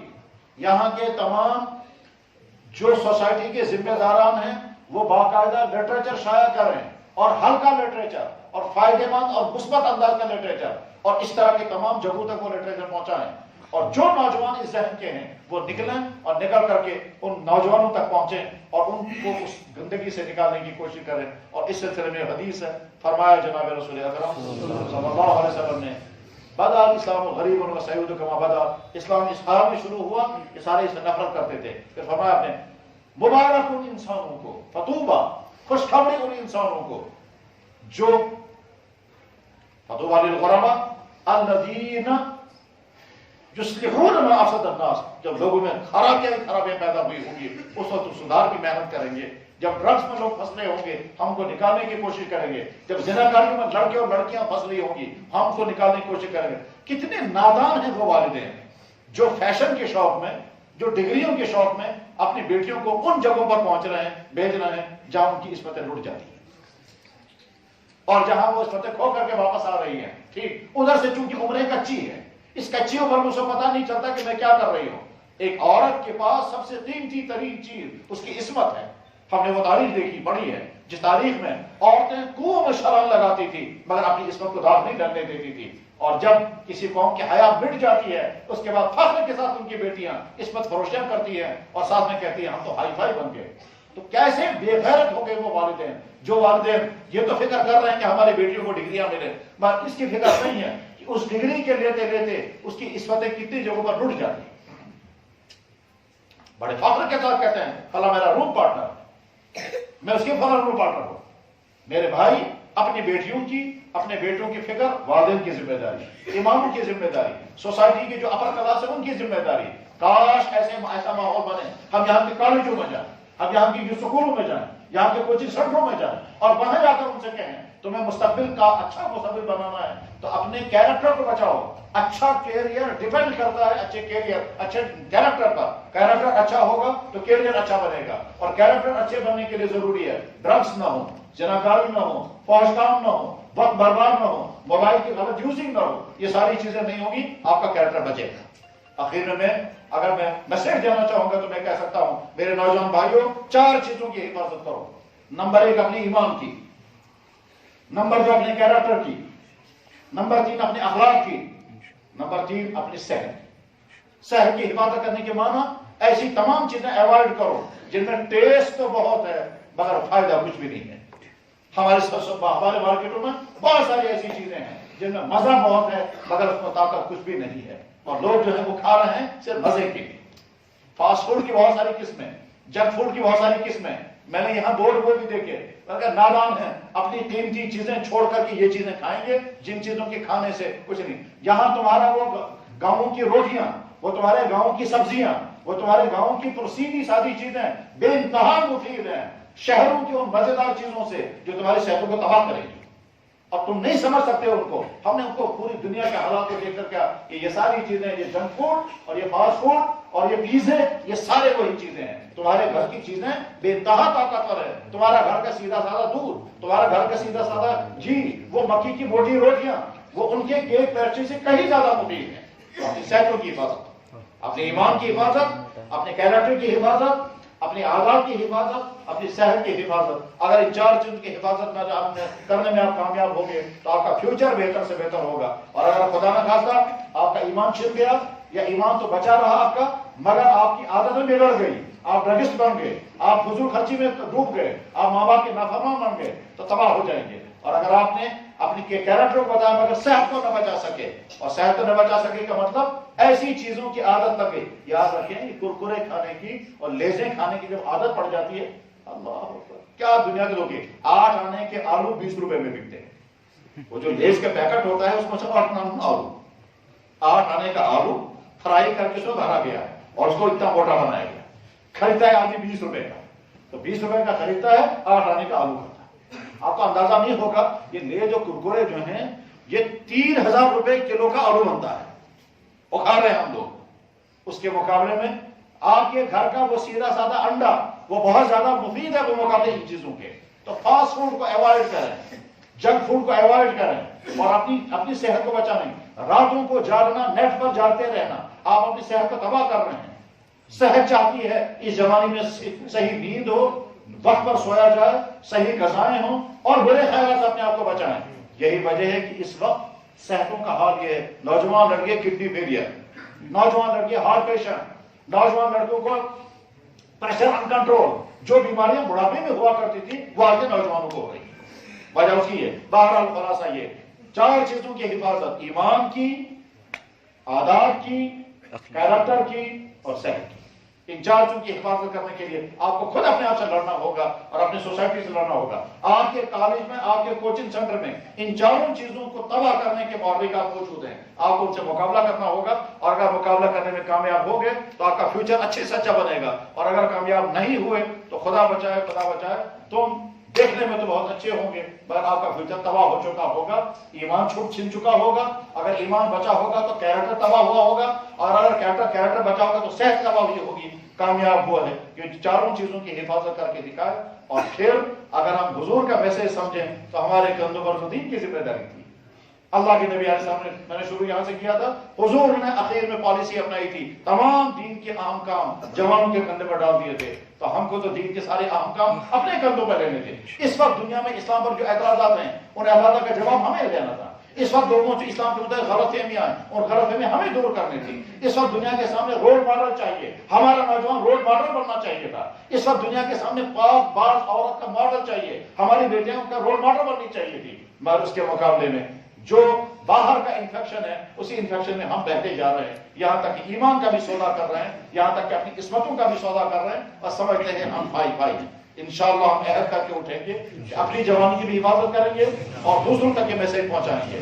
ہم اپنے کلیگوں میں، اپنے کلاس فیلو میں، اپنے روم میٹس میں، اپنے جاننے والوں میں، اپنے شادی کے فنکشنوں میں جن تک یہ پیغام پہنچا سکیں، یہ سوچ کر کہ محمد رسول اللہ کا پیغام ہے، ان جوانوں تک ان کو پیغام پہنچا کر یا تو ان کو تبلیغ میں نکالو، سب سے بہتر راستہ. اور اگر ایک جوان بھی بچ گیا آپ کے ذریعے سے تو سمجھیے آپ نے نرسری لگائی اور وہ نرسری آگے نہ جانے کتنا پھل دے گی. اور اگر یہ نہیں کر سکتے تو کم سے کم اگر جماعت میں نہیں نکال سکے تو اس خرابی میں سنتر اور خرابیوں کو ٹراس آؤٹ کرنا چاہیے کہ یہ ہیں وہ خرابیاں جو آج کے جوانوں کو لائق ہوتی ہیں.